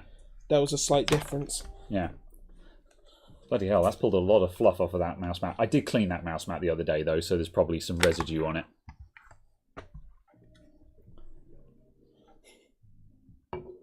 What? This is just the glue off of the mouse. Oh, I see, I'm yeah. just picking Oh, it up. right, yeah. I thought you were going, look how dirty your mouse mat is, but in actual fact, it's the stuff that you put there. Yeah, and I'm cleaning up after myself. Very generous of you. Okay. Why don't I make some mouse mats for merch? I want to do some merch. I need a new logo. And I need to sit down with an actual real graphic designer and brainstorm a logo out with them. That's what I got to do. Let's see. And it's going to take them a long time. Yeah. Because you're going to be like, so what do you want? Well, that's just it. I'm easy to please. I just don't know what I want. Therefore, actually really difficult. Yeah, maybe. I don't know. I think an actual graphic designer could probably put out 4 designs and I'd be like, yeah, that one. Done. But yeah. Yeah. I need to do that because at that point I can then start like a Teespring store and stuff like that. Because Teespring will just make it really easy and then people can buy official t-shirts and that kind of thing. I'm not super bothered about making up my own t-shirts. I'm not going to bother rolling my own, even though it's a better way of doing it. But, you know, Teespring would make it easy. It's nice when you have a family member that's a graphic designer. Yeah, I mean, I know lots of artists, but I don't know any graphic designers. And graphic design and artist are 2 very different things. A lot of people don't realise it, but they're not the same thing. So, yeah. It's got to have a nice beard in it. No. Nah. Like, Big Clive, obviously his icon is the bald head and the beard kind of thing. But no, this is just laziness. Right. Let's see. Are we done? We've fixed 2 mice. You've got to go away and see how you feel. As I say, I reckon... I think it's too heavy. But... don't know. Maybe you might use it and be like, yeah, no, it's all right. You know, it was a bit different, but I got used to it in an evening. Yeah.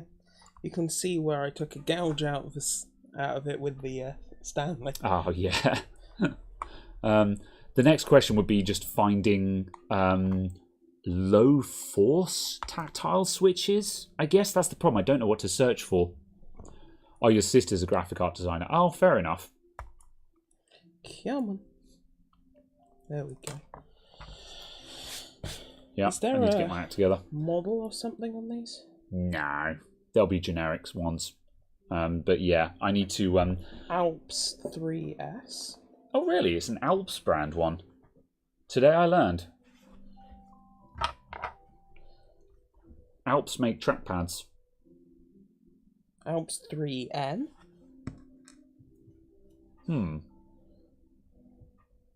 So yeah, that might actually be 3 might be a force rating or something like that. Alps 6A. Oh. We've got about 3 different numbers now. Alps 6A. This one's 3S. Yeah. Never. Well then. Oh well. So what are these on the bottom of these? Let's see. What's coming next week? Next week, see. unless we find something else to do, we're probably going to rebuild the Lianli because I want to change the power supply in it. Because the Lianli is actually a fairly serious PC now. It's got a 5800X in it, and I've just put a 2070 Super in it. With all the RGB. With all the RGB. However, it's currently got my Game Max 1000 watt power supply in it, which looks great, but it's actually quite noisy. And the noisiness of that power supply is annoying me. It's a great power supply, but it's loud. So I want to pull that power supply out and drop in a Supernova that I've got on hand. So we're going to do that. I'm also going to put in some braided extensions at the same time because I didn't want to spend money on accessories for that. But it's kind of got to the point where I'm like, this is actually a really, really nice PC. And I think it's actually worth spending that little bit extra to put in all the finishing touches on it. Because, yeah, originally the plan was that it was going to be something that I would tear apart and put in a new case on a regular basis. But I'm like, I kind of just want to finish it up and say this is now a finished computer. Because it's basically just my gaming PC in the shop now. Which I use, I do use it once or twice a week. So, yeah. So that's probably the plan there. How is the new streaming rig? No glitches today. Everything seems fine at the moment. Nothing to comment really. It runs exactly the same way that it used to. Have you done any recording since? I have. Yeah, I haven't spotted any issues. Which is obviously a massive improvement over the previous one. Indeed. Previously, I was noticing the cameras glitching. If I'd realised that the microphone was glitching, I'd have taken action sooner. Yeah. I'm really annoyed that this week's video, part of this week's video, I was saying to Caradog earlier on that this week's video is okay, but it didn't match my vision, which means I was not displeased enough with it to throw it out, but it was not everything that I wanted it to be. But one of the problems with that is that halfway through, there are tech issues and the sound and video is spotty, and I'm very sad about that. So. You're sharing a page you found about different tactile switches and comparison on Discord. Fair enough.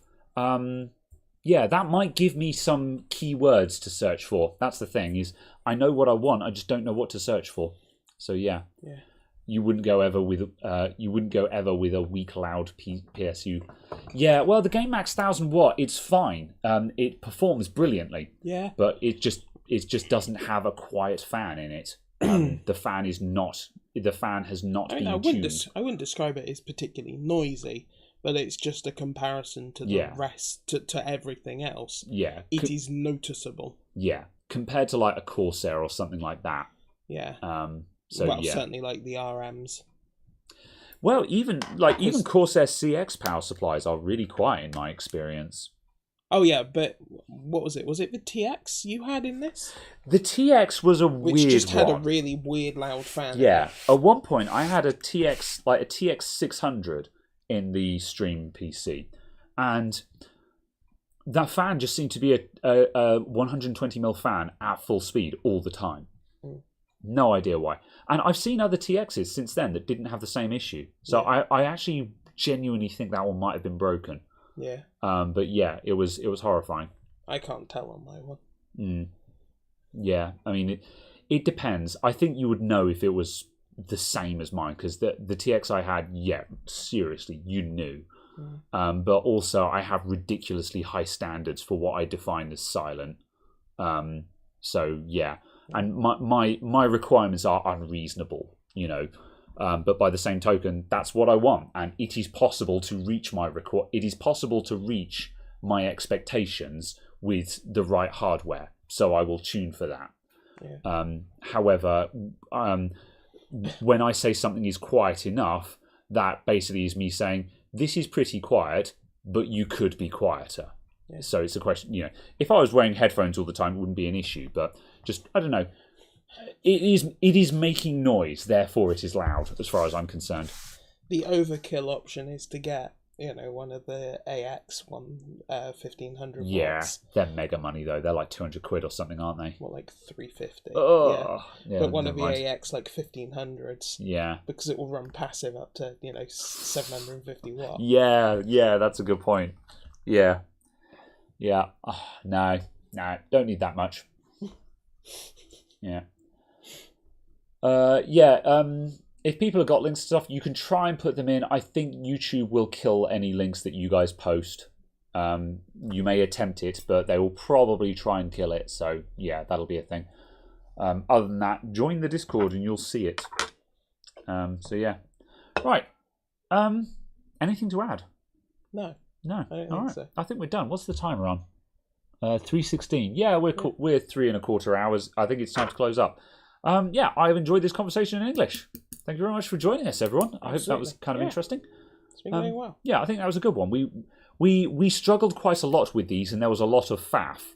However, the point of that was kind of, I feel like this was a good demonstration on trying different techniques for soldering things in and demonstrating why some of those techniques are good and some of them are bad. There were certainly a couple of things we did there that were not very smart ways to do it, and we kind of just demonstrated why, they kind of work, but there are better methods. I think that hot airing out the main switches, that was very informative. It was impressive how badly that worked. Yeah. Because how badly that went. That's it. The hot air really did not work very. It worked, it took them out, but also the fact that you then just walked out one of the switches in seconds. Yeah. And you're not new to soldering, but I don't know how do you feel about what we were doing there? Do you consider that to be hard mode for you? It is the most soldering I have ever done. Yeah, there you go basically. then. So that gives you guys an impression on what we were going with. I bought a soldering iron so I could tack leads on the back of XT60s and Deans. Yeah. You have not worked on circuit boards, essentially. Exactly. Yeah. So to that extent, the fact that you then that was your first time doing the walkout method, and it just came straight off in your hand. So that shows how effective that method was on these switches. So that was quite informative to that extent. Yeah, absolutely. Yeah. Yes. Good. All right. This has been a wonderful conversation in English. Thank you all for joining us. Just a last one there for Mitch Seymour and anyone else. Video of the Young Lads PC. I'm going to start editing it this weekend. Again, I don't think I'm going to do any meaningful work toward fixing the audio. I think I'm going to voice over it. Because I think at this point, I would rather get something done than spend a month messing around with the audio and start not losing interest in it, but losing heart in it. Because unfortunately, just the way I work, the longer something takes, the less likely I am to do it. So with this one, I need to look at it this weekend, and I think I just need to work with what I've got and get something done.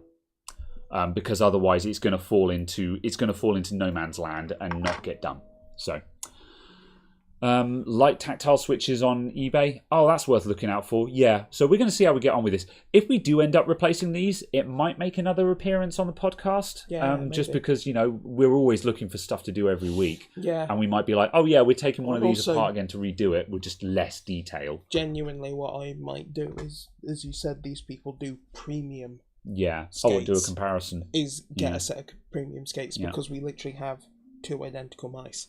Sure. Yeah. Yep. Can do. Yep. Yeah. They are American based, so they'll probably be expensive skates for us to order them to the UK, but we can certainly try them out. Yeah, but at the same time, they're that. Yeah. So it should be like $2. Hopefully. Yeah. Hopefully. Plus taxes. Yeah. So it should be $2 plus. Yeah. I'll a pound. Yeah. I'll pimp them again just because these guys sent me this. Gear. So I'm just going to get a shot of the mouse pad here. I'm going to fix that. I'll find your mouse. There you go. There we go. Yeah. Do that. Bench cam. Yeah. So I need that logo, man. There we go. Yeah. So Pure Track, they sent me this stuff literally months ago. They sent me a selection of mouse mats at my I picked out a couple of different mouse mats and some new skates for my G603. I've been sitting on this stuff for months and I haven't done it, so really sorry, Pure Track. But yeah, I'm going to do a video on these because legitimately, these mouse mats showed up and they are really nice mouse mats. Like this thing is really. This mouse mat is like 5mm thick. It's really spongy and comfortable, and the other ones are really great as well. So worth looking up. And I think, again, if you're paying delivery to Europe, they're probably a bit pricey. But if you're in the US, I thought their prices were incredibly reasonable as well. So yeah, I'm just going to do a shout out for them because they sent me a load of stuff and I've sat on it for months, which is really unfair of me. So yeah, that's my shout out for Pure Track. So yeah. Any chance we'd be able to move my Tech Talks from Adamant IT 1 to 2? They already are. All of the historical videos are all on the second channel. We just left them on the first channel because we didn't want to lose the view count. Yeah. They should all be unlisted on the first channel though, aren't they? No, they're all listed at the moment. Oh, okay, yeah. Because I didn't want to touch the first channel. Okay, yeah. Because that's your channel. Yeah. These are both your channels, but yeah, that one is very much understand your difference. channel. Yeah. And this one is our. So if I cocked up the second channel, it's also a case of, oh no, 1,000 subscribers. At least it's not 120,000. Yeah, you got to be a bit more delicate when making any changes to the first channel because a cock up could be a lot more catastrophic. Yeah. Whereas the second channel, we can kind of dick around with this one. And like, for example, when we accidentally published all of the videos at the same time and obliterated everyone's newsfeed, we were just like, my bad, you know. Oops. So yeah.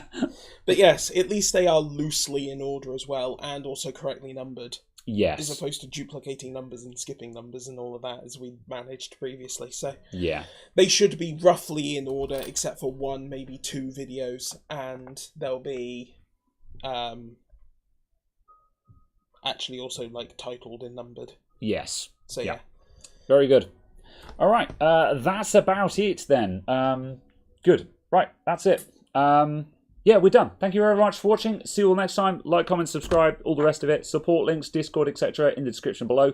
We'll see you guys next week. We're probably going to pull apart the Lianli unless something interesting suddenly crosses our palms and we go, let's do this first. Absolutely. So yeah. Right, that's all. Thank you all for watching. We're going to hit go. As in finish. Be gone. Toodaloo. Au revoir. Bye. Ciao. Farewell. Goodbye. Yeah, I was waiting.